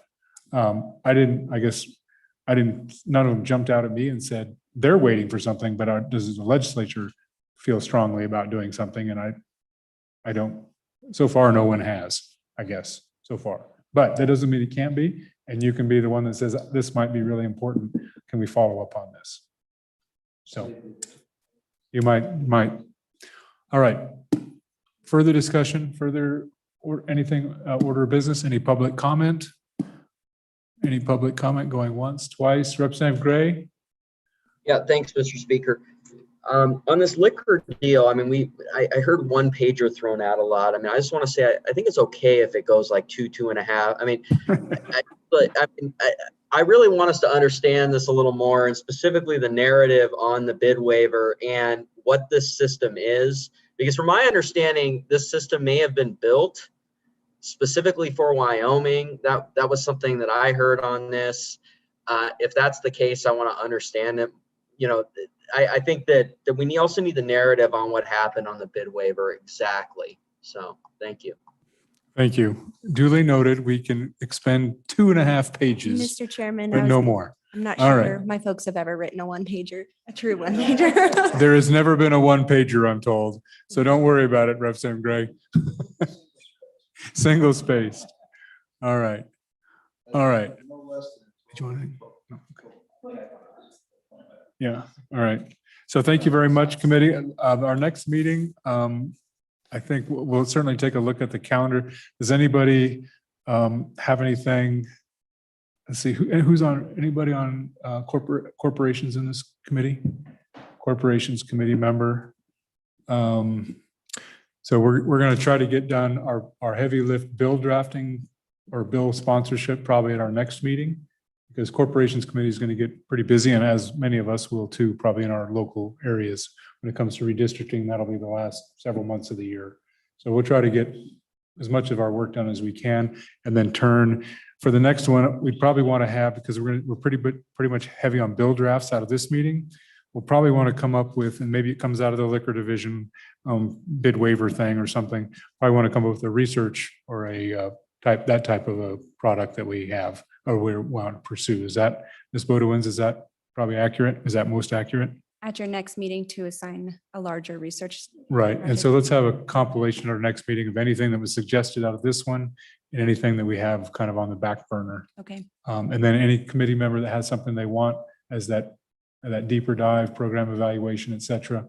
Let's have that for suggestions at our next meeting. And I would say if staff do have ideas, to talk to me ahead of the meeting, and we can talk about what that might look like, start vetting the issue you know, it's hard for me to sit up here when you're trying to make decisions and tell you, yes, this is a good idea or not a good idea, if it's the first time I'm hearing it.